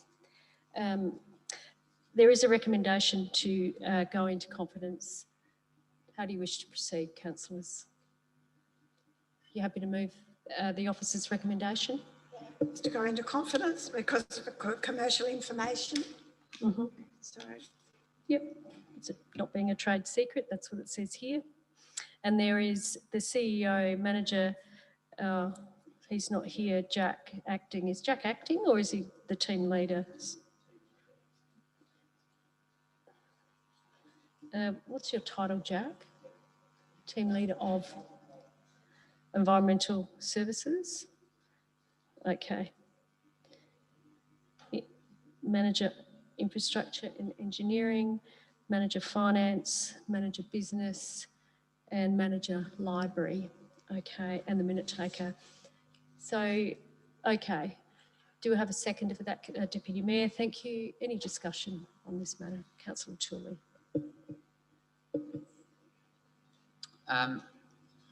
Yeah, I very rarely support us going into confidence. I often see that the statement on the bottom that, you know, it's going to be damaging to this, damaging to the other, but I think those statements are I've learned over the years that I think those statements are used as a very broad brush.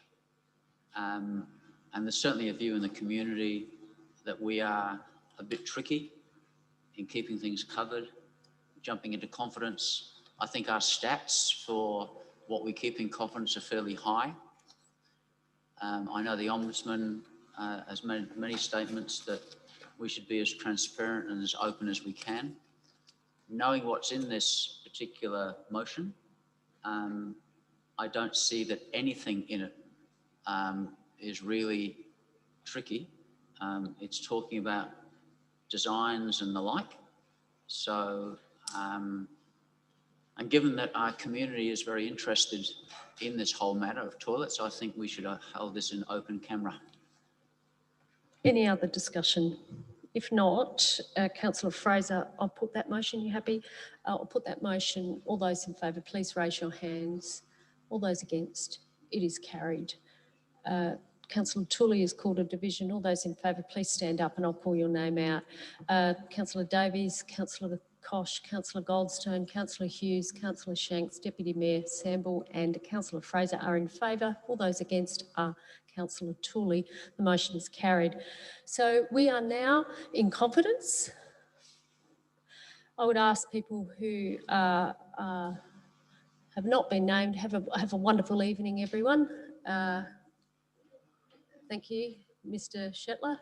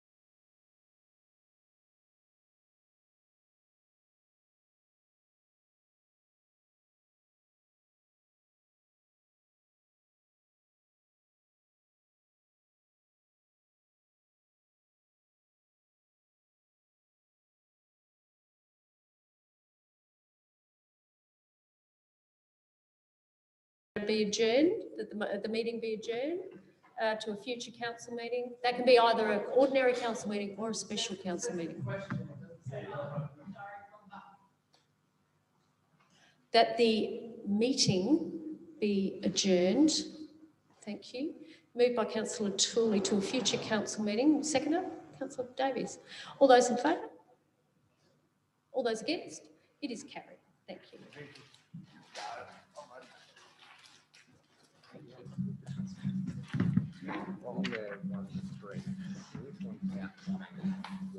I've been bashed around.